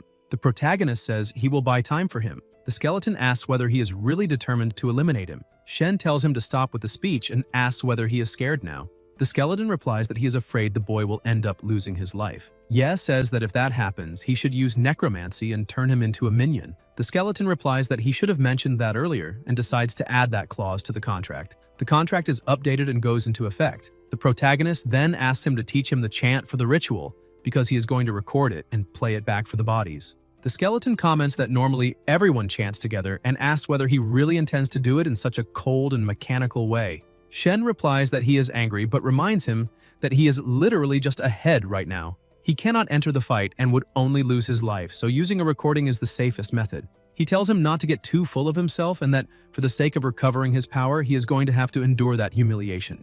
Ye records the chant, reallocates all status points to agility and starts moving quickly through the building. He asks all the dead staff members to calm down and says they're going to begin a listening comprehension exercise. They must listen carefully and repeat after him without missing a single word. Then the recording begins. Deep shadows in the abyss of the underworld with the will of skeletal spirits form this altar. Guide us through the veil between life and death to this great banquet of souls, where they become one with the eternal bone throne. Invoke the mercy of the highest one, of the dark mother of bones, of the ghoul king, of the lord of darkness Mictlantechtli. Grant power so that the majesty may spread among all living beings. Shen then concludes by saying the exercise is over and that everyone must now repeat together exactly what they just heard. The Finnish begin repeating the chant in unison. Skinner asks what that chant is and says that guy is controlling the bodies. He needs to eliminate him immediately. The skeleton observes that it is working because the flames of the souls have started to ignite. The protagonist replies that they need to wait for the chant to finish. The skeleton explains that this is only the first step, but it is crucial. Now Shen needs to hide from Skinner, who will do everything possible to stop the ritual. He must follow the ghost to the rooftop because that is where the flames are converging. Skinner runs after him and asks what he thinks he is doing. Shen comments that he already arrived. Skinner keeps advancing toward him, saying that he will not escape. But suddenly, Skinner notices something. Meng Yu is following him and strikes him from behind. Meng Yu thinks that he is so obsessed with eliminating Shen that he's not even trying to dodge the attacks. He is using the force of the blows to gain momentum and move even faster. Skinner declares that Shen has nowhere to run. The protagonist quickly enters a room and disappears. Skinner looks around and asks where he is hiding this time. Meanwhile, the spirits keep chanting the incantation. Shen appears again and says he is counting on his partner. Skinner asks when he got there and whether he really dares face him, saying that he is going to tear him apart. The spirits begin moving together and the skeleton explains that he needs those lost souls to willingly pour their power into him. Only then will he be able to recover his strength. Yi declares that the time for vengeance has come and that they have only that one chance. He asks the spirits to lend him their strength and answer the call, saying that everyone must work together. At that moment, Meng Yu shouts for Shen to be careful. Guys, if you enjoyed the video, leave a like, comment, and subscribe to the channel so you don't miss new content. Thank you.